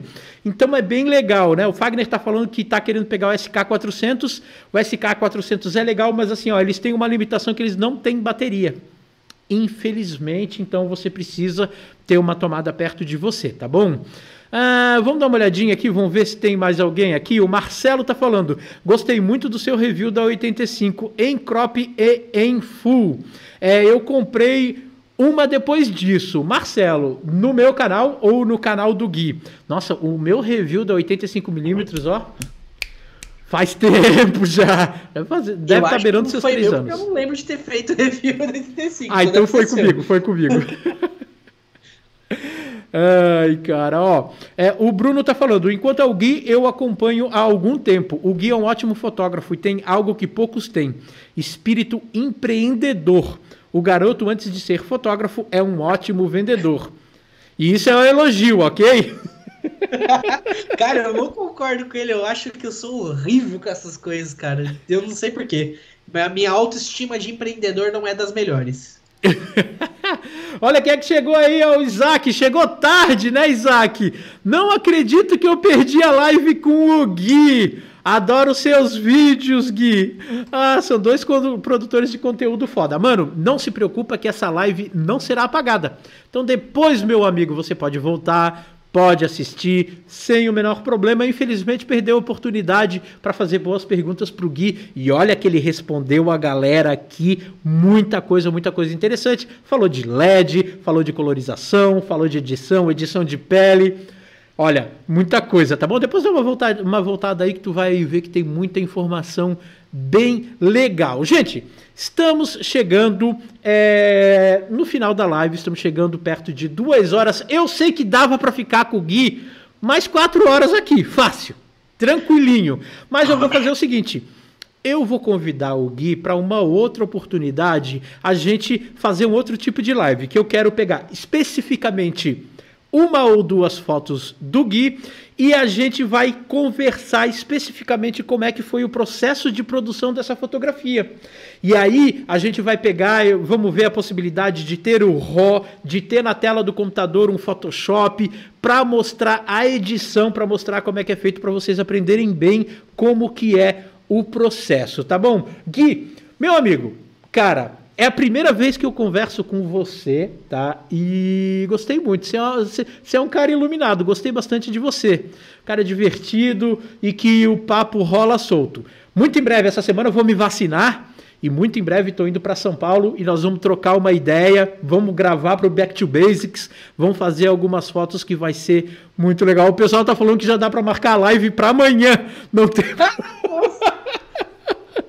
Mas muito em breve vai ter, tá? O que o pessoal tá falando aqui?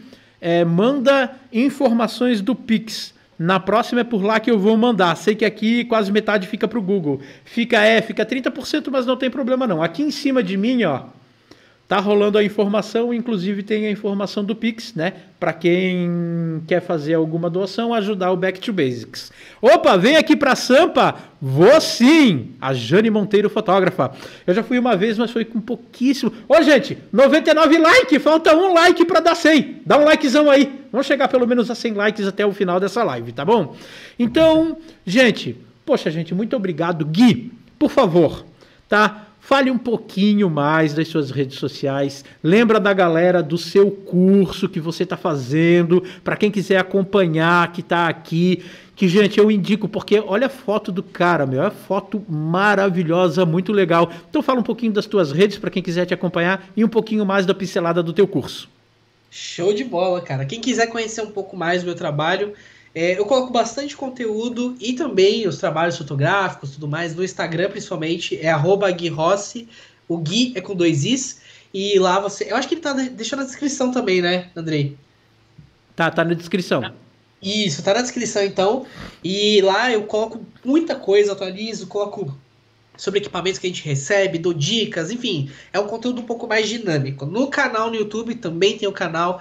Eu posto muita coisa sobre vários assuntos diferentes, de luz, vários ensaios na prática, também coloco vídeo de dica, então tem vários assuntos recorrentes que andam rolando aqui no canal. Se vocês quiserem ir lá e aproveitar para conhecer também, é bem bacana, quero ver todo mundo lá.